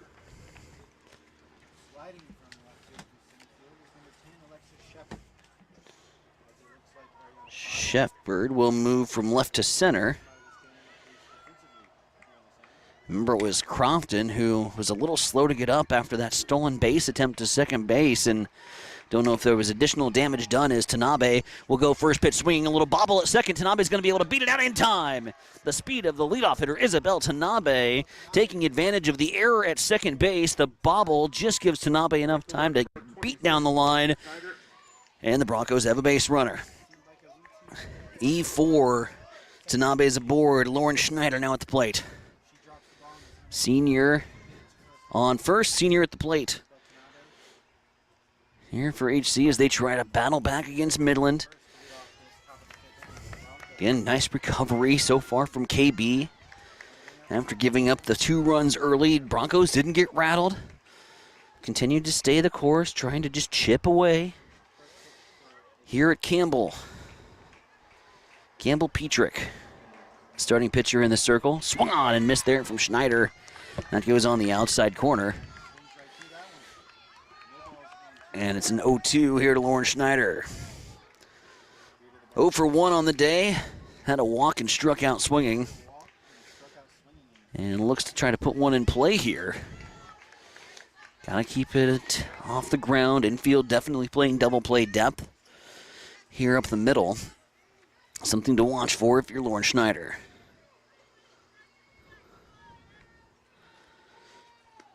Pitch.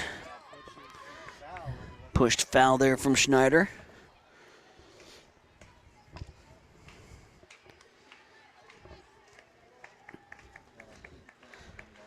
So Kaylee Pino in the on-deck circle, KP. Leading hitter for the Broncos, at least in terms of average. If Schneider can find a way to get aboard.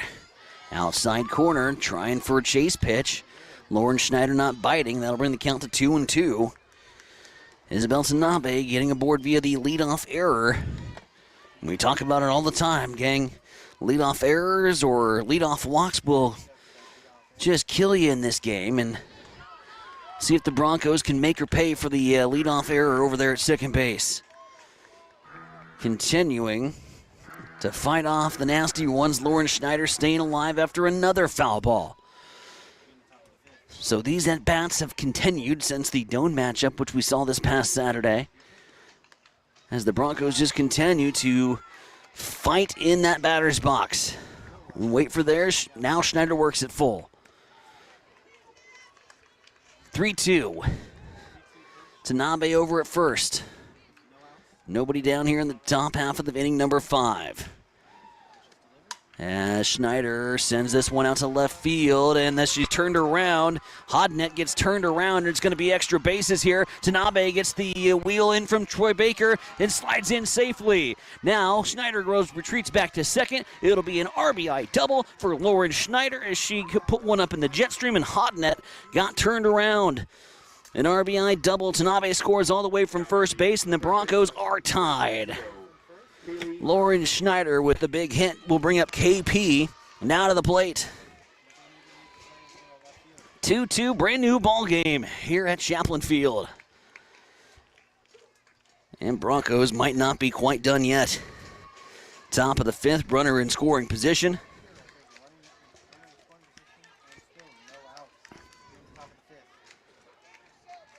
Pino will step up to the plate.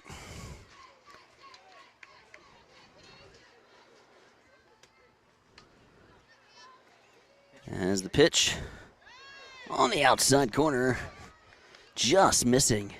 Nice eye there for KP to lay off that one for Pino so far.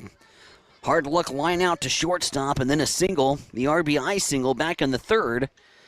That got the Broncos within 1, and now we're tied here in the 5th. 2-2 with a runner at second. That's Schneider. Top of the order, doing work.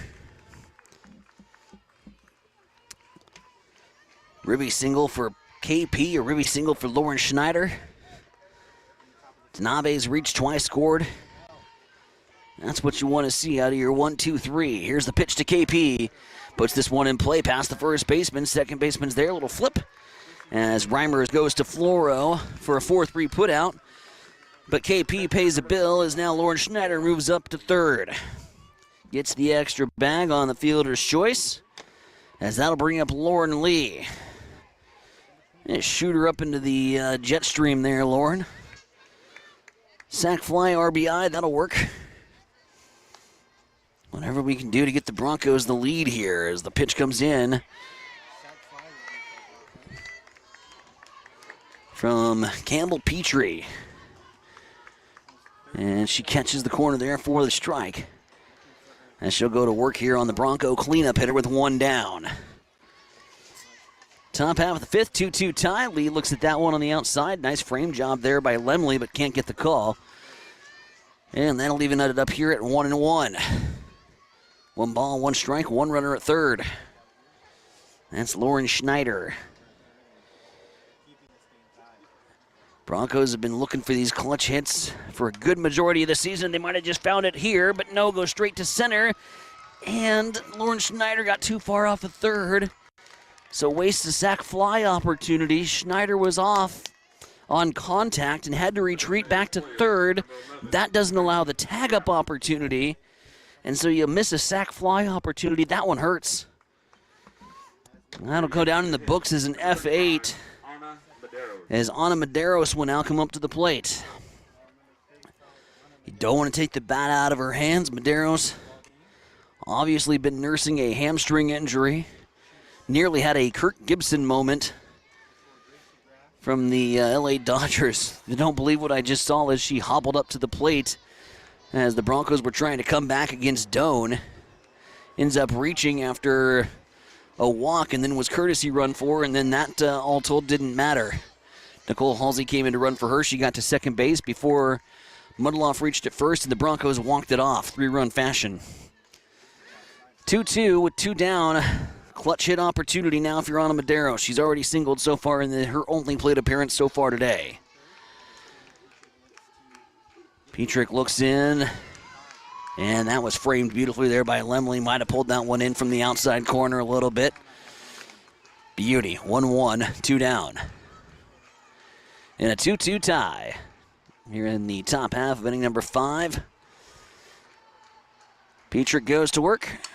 And beautiful line shot there from Ana Medeiros, but can't put that one in play. Yeah, she will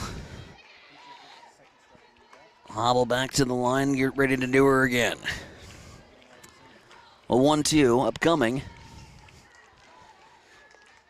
Broncos had the opportunity, had the runner right where they wanted him. Ball might have just been hit a little too hard, and Schneider getting a little too far off the bag. The sack fly opportunity goes by the wayside.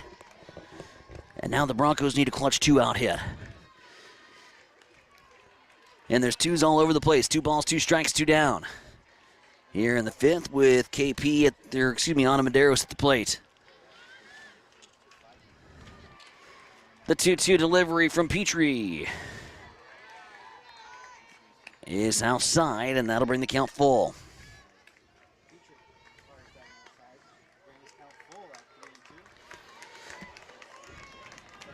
Biggest pitch so far of the game, the 3-2 payoff pitch here to Ana Medeiros with the go-ahead run standing at third base.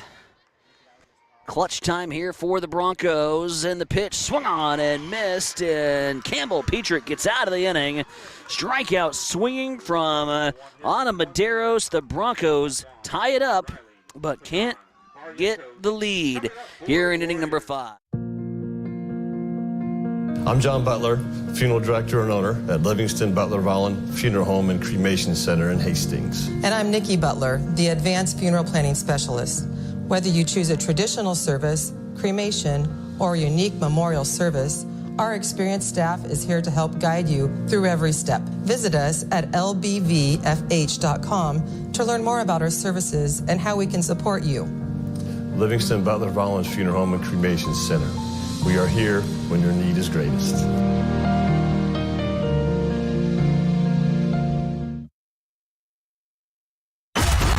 Bored of the same old sports coverage? Get on the cutting edge of sports with Extreme Sports. That ball hammered deep toward left into the well. That ball is gone! The biggest plays, breaking news, and we can't forget the best sports talk. Let's be great!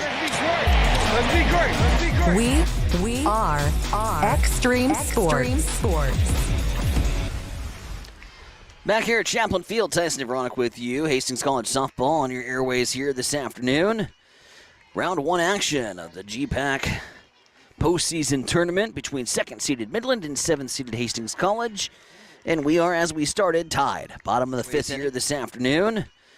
Round 1 action of the GPAC postseason tournament between 2nd-seeded Midland and 7th-seeded Hastings College. And we are, as we started, tied. Bottom of the 5th inning, Midland coming to bat. It's 2-3-4 due up with Maddie Reiling leading things off. Reiling flying out to center field and singled and was stranded over at third base. Back in inning number 3. KB continues to go to work. Here's a fly ball right field side. Caps there. And a little over the shoulder grab. F9 is how the 5th inning gets underway. Izzy Pagan now stepping up to the plate. Izzy with the RBI double. Also reached on the error from center field from Shea Storsend. Be 1 down here as KB goes back to work. Throws one on the outside block.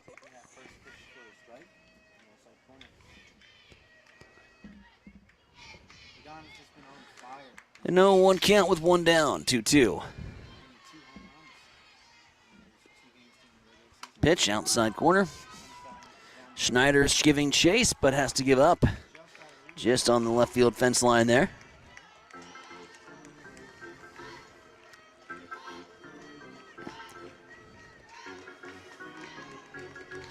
An 0-2 with 1 down. Again, Morningside and Dort.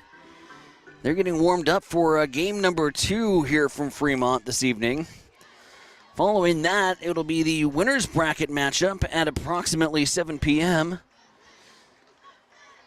And then we'll get fired away with the consolation ladder. Well, we were told, we have not heard otherwise, at 9 p.m. tonight. So if that changes, we will, of course, keep you alert on all of the happenings here at the GPAC postseason tournament via social media. As it's a slow roller, Lexi Mudloff, who fires over to Skinner in time. 4-3 put out.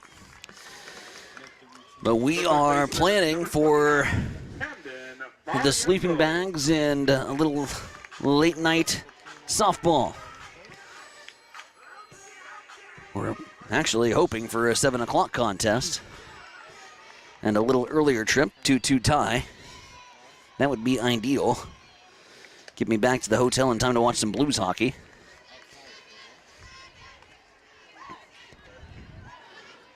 Nonetheless, we got a lot of drama yet to work our way through here. 5th inning, 2-2, and a 1-1 count. KB going to work against Camden Barrientos. He's had a lot of success against Camden so far today. Fly out to first and also a strikeout as Barrientos is officially 0-2. Brock, after giving up those 2 runs in the first, really is dialed in. And just minimal traffic on the base paths as Barrientos shoots this one to the right side. Skinner and Mudloff and Cap all give chase. As that'll be pushed foul. Barrientos at the plate. J.C. Reimers awaiting in the on-deck circle. Reimers is 1-2. As the 1-2 will come here for KB. Looking for strikeout number 2 of the ball game. This would be a great time for it, wouldn't you say? Barrientos says nay as she gives Mudloff a can of corn straight up the chute. An F4. And it's the first 1-2-3 inning for Kiera Brock as she dials in. No runs, no hits, no errors, nobody left aboard. Going to the 6th. Broncos and Warriors tied at 2. You're listening to Hastings College softball this evening on Extreme Sports. There's a noticeable difference when you walk into Tom Dinsdale CDJR in Hastings. You can't miss the exceptional customer service that we're known for, or the huge emphasis we place on providing unsurpassed vehicle service with experienced technicians and quality parts. And of course, we think big when it comes to giving back to the community that has supported us for so many years. At Tom Dinsdale, we take tremendous pride in serving our friends, family, and neighbors throughout central Nebraska. See for yourself. Stop by Dinsdale CDJR today. Keep it right here. You are listening to Extreme Sports.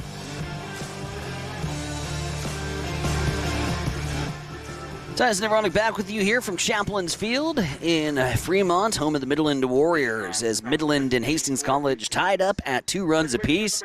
Going into the 6th inning, a sprint to the finish. A sprint to get to the winner's bracket in store. It'll be 6, 7, and 8 due up for the Broncos. Lexi Mudloff leading things off. She's 0 for 2 today. Fly out to right field and a shot right back to the pitcher for an easy 1-3 put out. Lexi looking to put one out to the outfield and get the Broncos off to a loud start here in the 6th inning.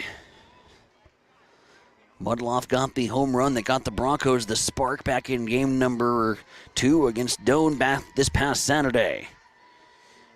As the pitch goes to Mudloff, and it's taken low, and it'll now be 2-0. Here to Lexi. Campbell Petrick still in the circle. Here's the 2-0. And Mudloff shoots this one straight back up to center, and this one's going to get past the center fielder's outstretched arm. Shepard can't quite corral it in. Mudloff's going to have a stand-up double, and just like that, the Broncos are in business with a stand-up double for Lexi Mudloff to lead things off here in the 6th.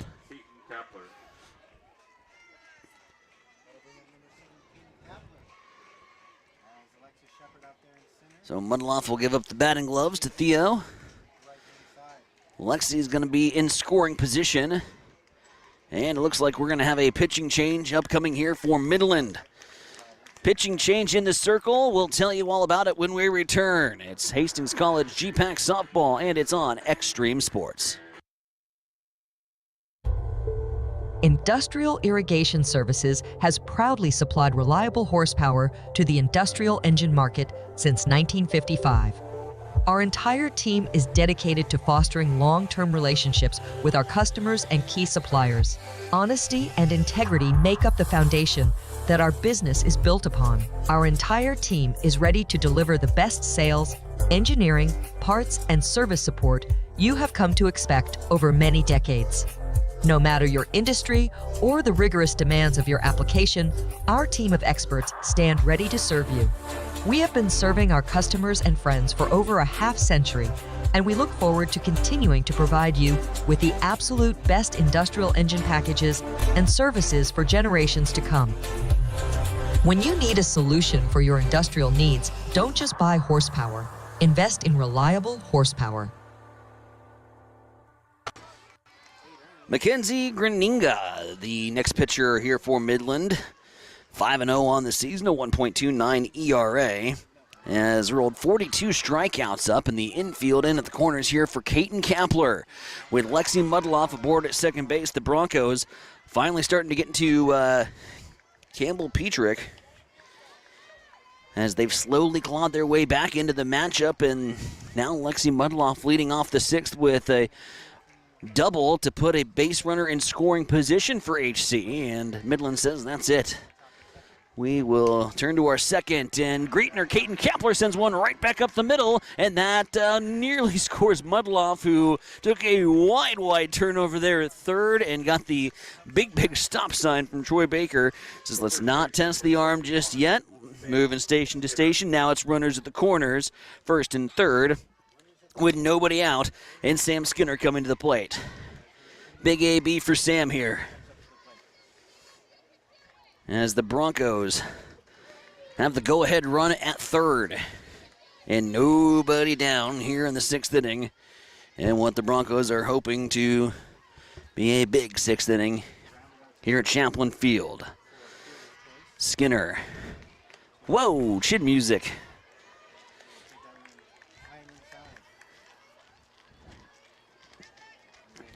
As that one goes high and tight. 6 ribbies for Sam Skinner on the season. Big opportunity for number 7 right here. Runners at the corners. We'll see what they elect to do with Cap over there at the first base bag, or whether they're willing to put her in motion. That one's upstairs, 2-0. As Graninga was inserted into a dangerous situation, and cue clutch Caden Kapler getting a single to keep the rally rolling here for HC. Here's the 2-0. As that'll go inside, and that catches. No, just misses Sam Skinner, apparently. See, that's where I win the Oscar. If that's inside on me, I'm rubbing that bruise, I'm going down. I'm saying, yeah, that got all flesh. Not so the case for Sam Skinner, who now looks at a 3-0 count and 2 runners in scoring position after Cap takes the bag on the indifference. Skinner tries to draw the walk, doesn't get the Oscar there. 3-1 and 2 in scoring position. Again, Kapler nabbing the bag on the defensive indifference. Drizzle starting to drizzle a little more. Here at Chaplin Field, we were anticipating that to happen as Skinner, weak hit fly ball to first base side. And that'll be an F3 and 2 runners in scoring position at Shea Storsund at the plate. The center fielder, number 10, Shea Storsund. Shea Storsund laid down an absolutely beautiful bunt back in the first. Would the squeeze play be on? If it is, Midland's sniffing it out. They've got defenders at the corners playing way up. Third base is going to have to hold there. Lexi Mudloff at the third base bag. Kapler at second. Shea Storsund was looking to slap hit but didn't get the pitch.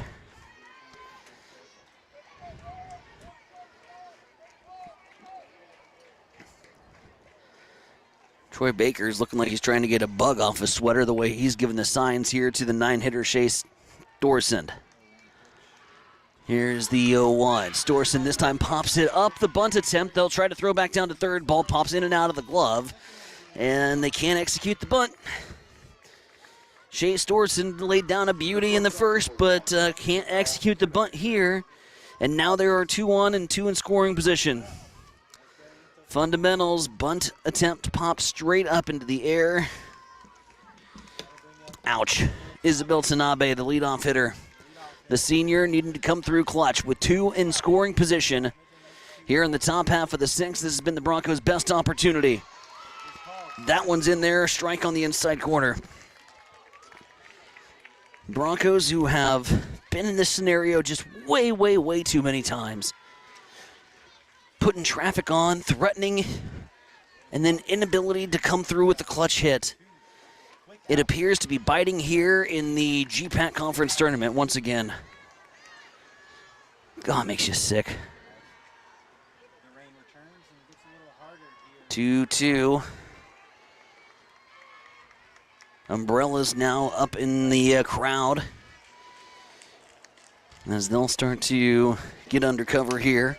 Isabel Tanabe fouls this one off into the tree over there on the right field side.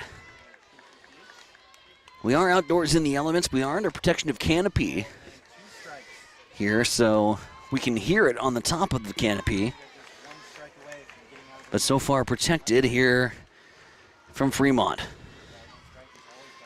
2 balls, 2 strikes. The 1-2. Here to Isabel Tanabe. It's off speed and it's upstairs a little too. That'll bring the count to 2-2.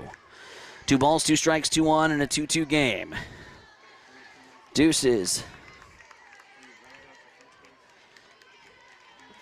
Make a bet on here with 2 outs.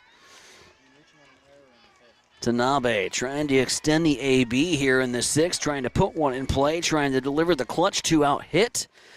And it's upstairs. Now 3-2. I can't tell if that's raindrops on the top of the canopy or my heart beating through my chest right now. We've got high drama in Fremont. Broncos trying to deliver Midland the second loss of the season. When these 2 teams get together, they split in the series just last Wednesday here from Fremont. And it was at that time an absolute must split just to make the Doane games irrelevant this past Saturday. Well, Hastings College had to sweep that Doane series and did. That was just to get here. And now they're here and threatening as they've got Midland on the ropes with the raindrops returning here at Chaplin Field. Pitch inside. Tanabe's going to draw the walk. Midland fans thought they had it. but it'll be a bases-loaded opportunity for Lauren Schneider. Left fielder number 26, Lauren Schneider. Muddleoff at third, Cap at second, Tanabe at first. Nowhere to put Lauren. She's walked, struck out, and doubled with an RBI double in this contest. Another one could drive in 3 if she's able to find some green out there in the outfield. Here in the top of the 6th, Schneider swing, no, check that. Leaves that one be. Some of our storage containers in some shelter here. There we go. Bases loaded. Here's the 0-1. And Schneider puts this one back foul. Plays at 7 p.m. Or at least that's the anticipation.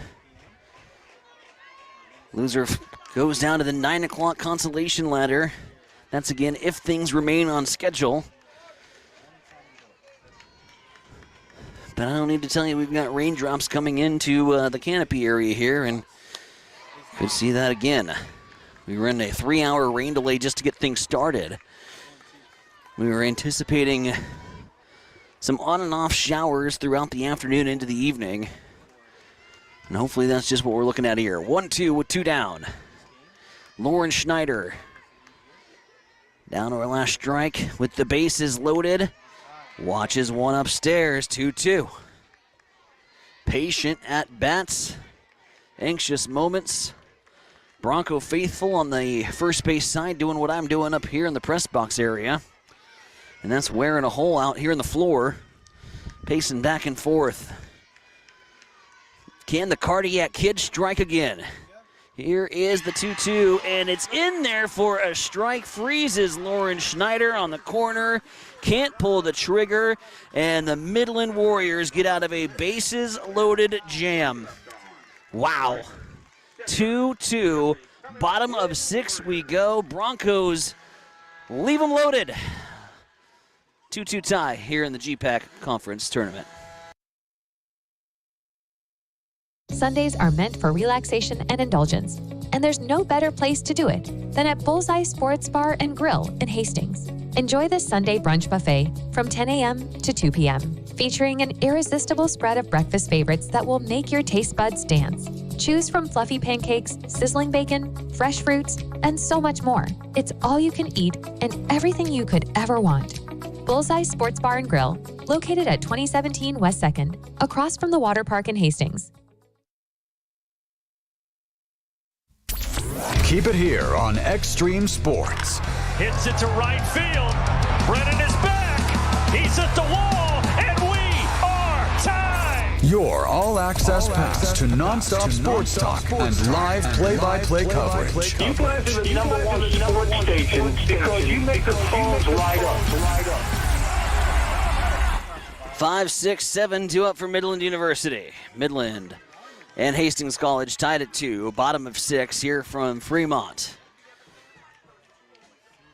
Broncos, best opportunity coming in the top half of the 6th.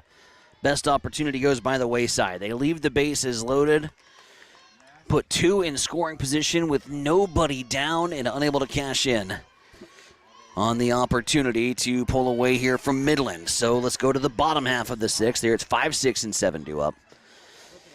J.C. Reimers singled with an RBI. Cut down at second, trying to advance. And then grounded out to short, as this time she hits one foul. The intermittent sprinkles have since subsided. This is just a brief passing shower here in Fremont. And it is now 1-0 count, or excuse me, 1-1 count with nobody down. Here to Reimers. Reimers, Shepard, and Lemley all due up. Now for KB, it's all about going back to work.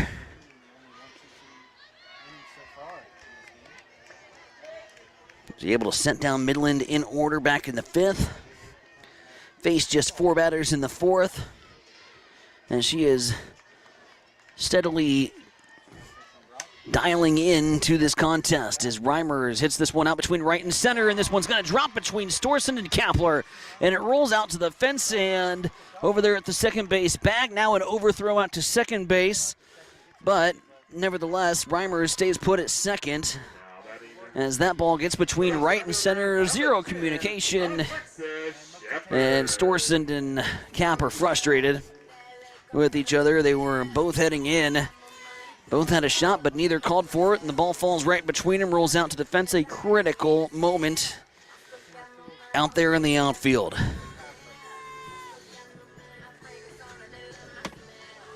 E9 will score it. That'll put Reimers over there at the second base bag with Alexis Shepard now stepping up to the plate. Shepard in the right-handed batter's box. Immediately sends this one foul. Runner in scoring position. Shepard and Kapler just couldn't track that one down out in right center. And therefore, J.C. Reimers in scoring position here in the bottom of the sixth, as now Midland's going to try to play a little small ball. Drops one down the line, and it's touched in foul territory. Nice job by Kaylee Pino. Anxious moments there. My goodness, I thought that was going to tiptoe on the line forever. It finally pushes foul, and Pino immediately grabs it in foul territory. And so now it's an 0-2, and the bunt likely off for Alexis Shepard, who was just trying to play small ball and move Reimers over from second to third. Squaring around is going to be Shepard. She'll pull it back, flare this one out towards center. Storson's back on it. Now it's a tag, and then retreat back to second base from Reimers. So it's just a loud fly out to center and no advancement. The catcher. As Storson gets it back in quickly. Lemley now at the plate. Lemley with a single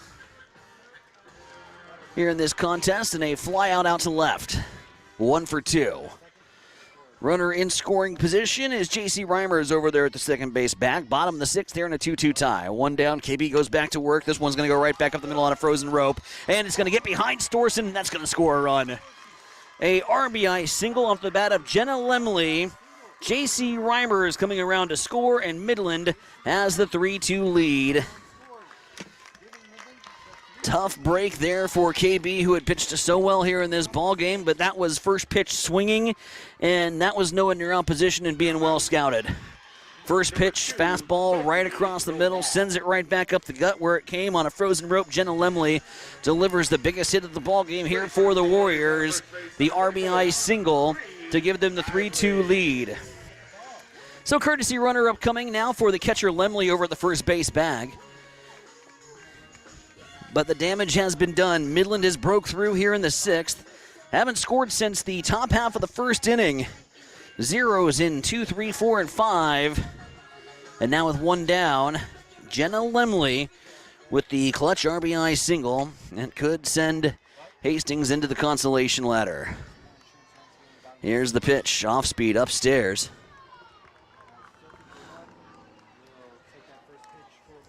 And it's a 1-0. Here to do one. Sophie is singled and has popped out to short. Here is 4, 6. How about 3? You bet! Little basic. No! Called her safe. No 4, 6, 3. And a stunned Sam Skinner at the first base bag. The left fielder, number 30, Emma Hodnett. Fielder's choice. 4, 6.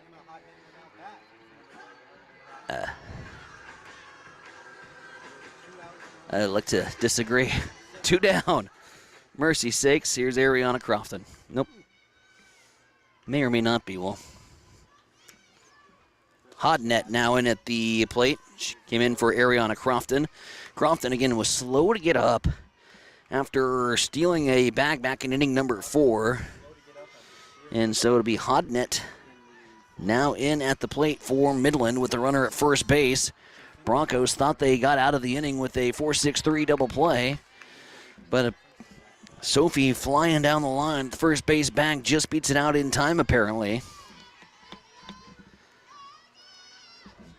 And now it's 1-1. 1 ball, 1 strike, 2 down. As off-speed pitch put into play. Storson's there. It's a F8. The Broncos will get out of the inning, but the damage has been done. An RBI single off the bat of Jenna Lemley, the catcher, driving in J.C. Reimers, and that gives Midland the 3-2 lead as we go to the top half of the 7th. It's the last chance for romance for the Broncos, and coming up it'll be 3-4-5, the heart of the order for HC. Broncos trailing by 1, top of the 7th coming up when we return. Need a power boost after a serious workout? Stick with the original recovery drink. Highland Dairy's chocolate milk contains 13 essential nutrients, including protein and electrolytes, helping you build muscle and hydrate better than water. Our Chocolicious milk is perfect for building healthy bones in little ones and maintaining bone health in adults. It's chocolate milk with no artificial growth hormones, and it's locally made, so you know you're getting the best for your body. Highland, locally made, naturally delicious. Keep it right here. You are listening to Extreme Sports. Back here at Chaplain Field, Tyson Negronic with you. Hastings College 3-4-5 due up. And it's the last opportunity for the Broncos. Top half of the 7th, trailing by 1. Midland striking for 1 in the bottom half of the 6th. The RBI single off the bat of Jenna Lemley. The biggest hit of the at-bat so far, or the biggest hit of the ballgame so far, excuse me. Broncos, boy, they're going to look at the 6th. Woulda, coulda, shoulda, didn't. 6th inning, bases loaded opportunity for the Broncos, and they can't cash in.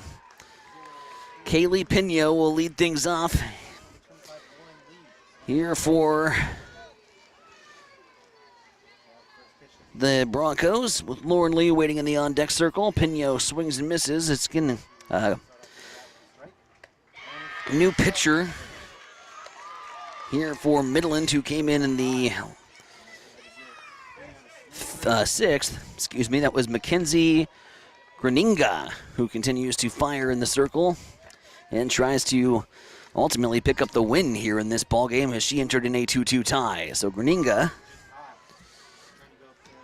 working on best hitter here for Hastings College in Peno with a 384 batting average and 39 RBIs.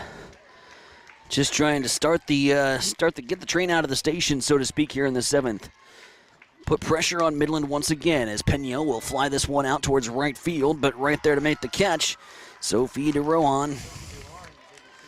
And now there's one down as the Broncos are down to their last 2 outs. Number 25. F9 from Peno. Laura Lee. And she will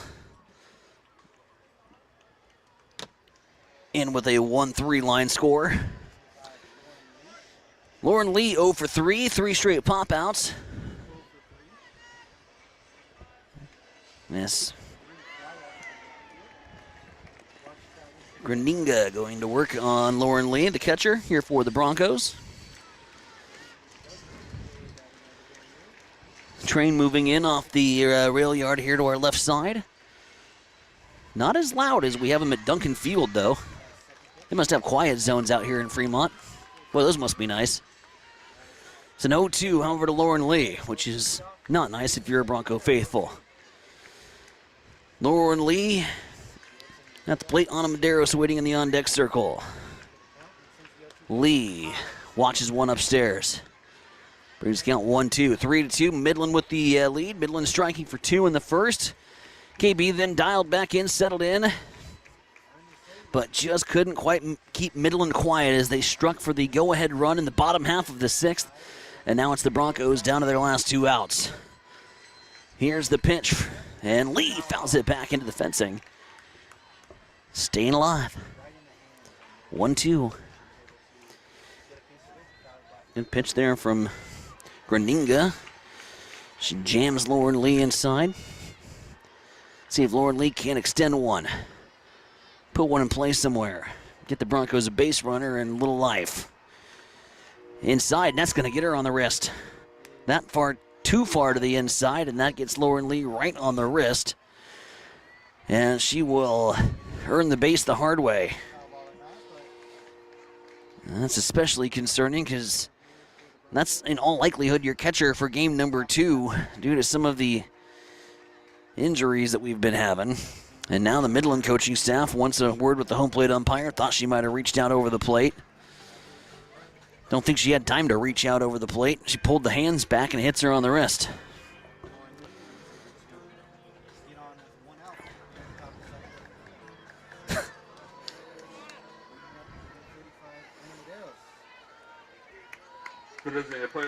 Some of these in-between pitch songs are pretty great. They play in the Law & Order theme song there. Nicely done. Ana Madero steps up to the plate. Lauren Lee on the first base bag. 1 down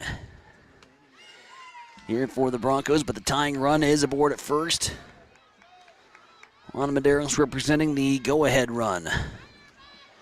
Here in the top half of the 7th. Whatever you do, you can't put it on the ground. Midland's showing very strong up the middle today.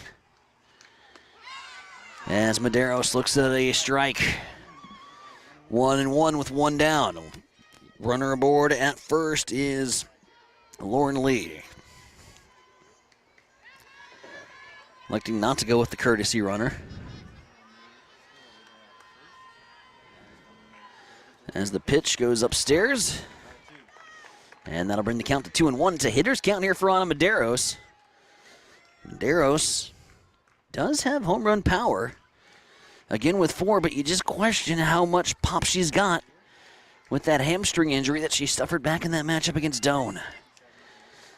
So here comes the 2-1. Misses upstairs. Now you're going to get one down Broadway.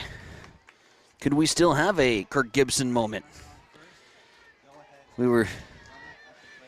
Didn't get it Saturday, but we were still graced with a walk-off winner. And now with a bum hamstring, Ana Maderos trying to keep alive here for Hastings College. Fouls one off. Very ginger on that hamstring. Oh, you know she's playing with pain. Toughing it out, wants to be in the batter's box for her team at this time. Come on, Ana. 3-2. Here with 1 down, a full count pitch upcoming. Lee at the first base bag.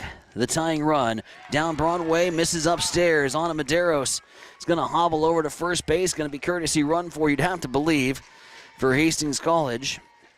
And indeed will, as Gracie Graff coming in for Ana Maderos, and it's 2 aboard here with 1 down. And now Midland's coaching staff coming out and telling Graninga just to settle down a little bit. That's the international sign. I don't care if you're playing baseball, softball, whatever. When you see the hands go down in repeated motion, that means settle the emotions down. And a little rattled now as it's 2-on with Lexi Muddleoff at the plate. The go-ahead run over at the first base bag. Tying run at second. 1 down here in the top of the 7th. Broncos trailing 3-2. Graninga winds, delivers. Good hard cut from Lexi Muddleoff, but she can't make contact. Trying to put that one in a jet stream somewhere.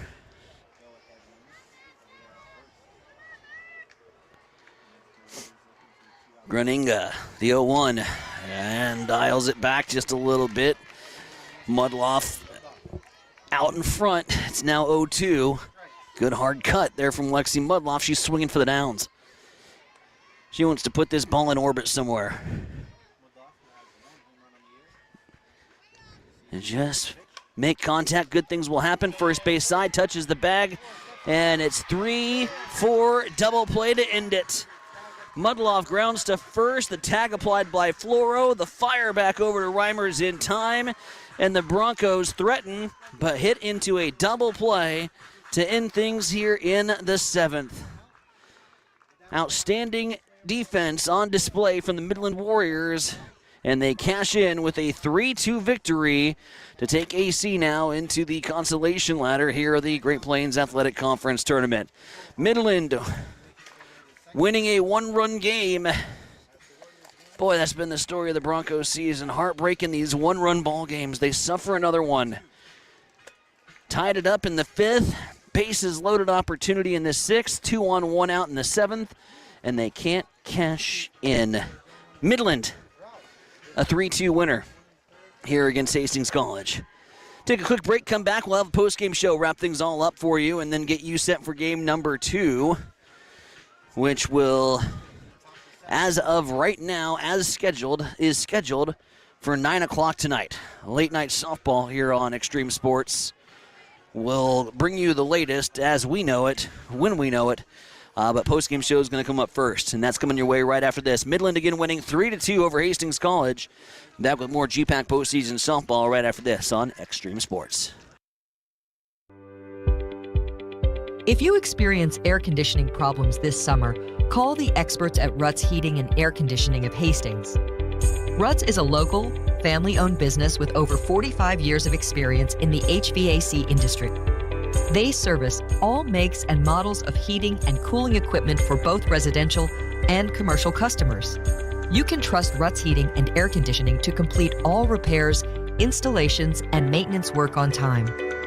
If you're shopping for a new air conditioner or heating system, remember Ruts Heating and Air Conditioning. They have a broad range of systems to choose from. Ruts Heating and Air Conditioning. Call 402-463-4853. Industrial Irrigation Services has proudly supplied reliable horsepower to the industrial engine market since 1955. Our entire team is dedicated to fostering long-term relationships with our customers and key suppliers.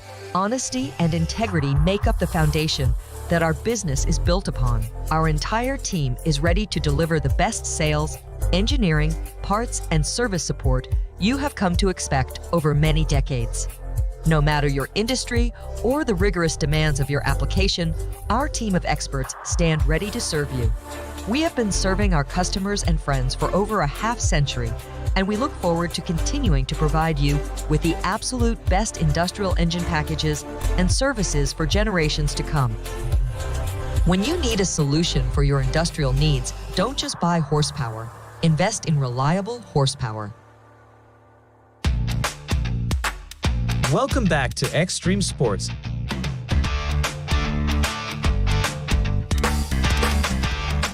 Well, heartbreak for the Hastings College Broncos here against Midland University as the Broncos fall by the score of 3-2. Another in a long string of heartbreaking one-run losses that the Broncos have suffered this season, and today's tale no different. Runners in scoring position, runners with the bases loaded.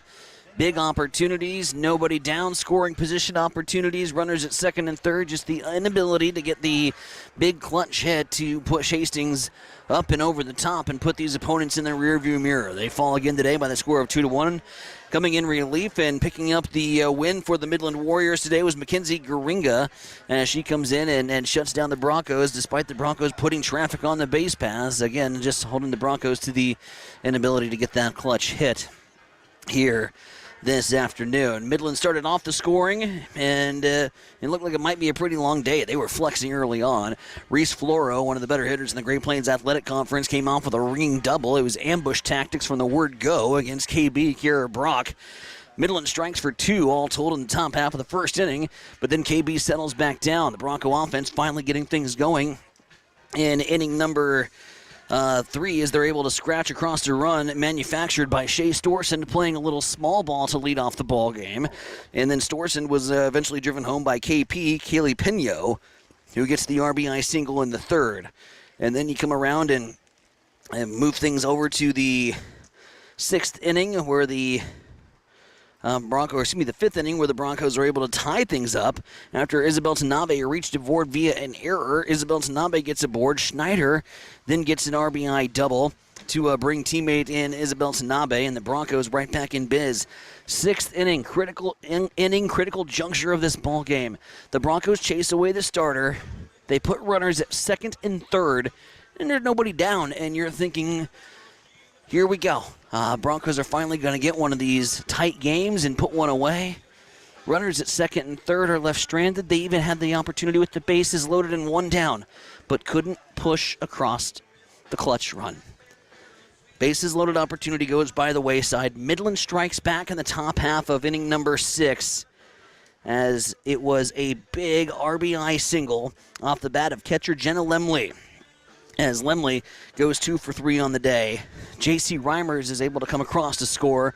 Reimers was put on the second base bag thanks to some defensive indecision between the center fielder and right fielder. Both had an equal shot and opportunity at that softball, but the ball falls between them, rolls to the fence. Reimers is aboard at second, and Jenna Lemley delivered a ball straight back up the chute. First pitch swinging, read and scouted wonderfully. Goes right back up the middle as Midland takes the 1-run advantage.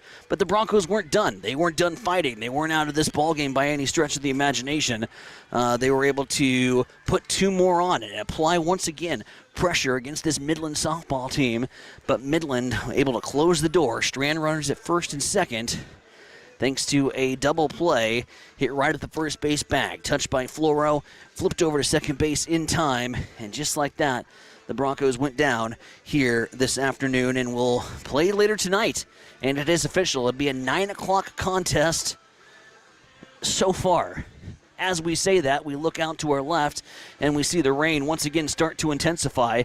Conversations happening here on the third baseline between Dorton Morningside coaches. So there'll be a lot to sort out as we move along through the evening. We are expecting intermittent showers on and off this evening into tonight.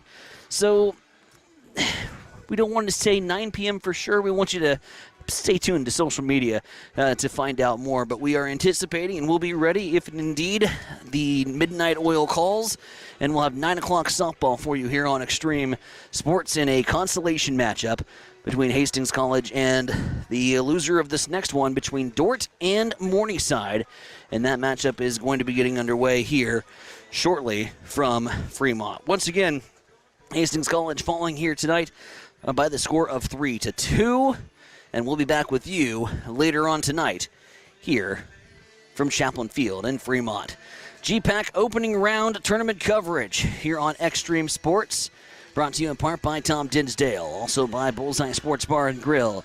Ruts Heating and Air, Highland Dairy, by Bob Sass Flowers, Family Medical Center, Bosselman Energy, Industrial Irrigation, Butler Vollen Funeral Home, and Pinnacle Bank. We appreciate all of our sponsors here for Hastings College softball, and we'll have more softball coming your way later on tonight here from Fremont. Once again, for our sports director, Mike Will, our IT man, Shader, Marcus Metcalf, and the rest of the gang down at Extreme Sports, I'm Tyson Nevronic, wishing you a very pleasant good afternoon from Fremont.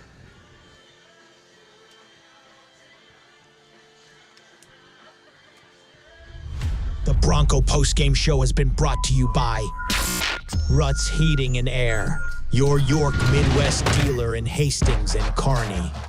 Hastings College softball is an exclusive presentation of Extreme Sports.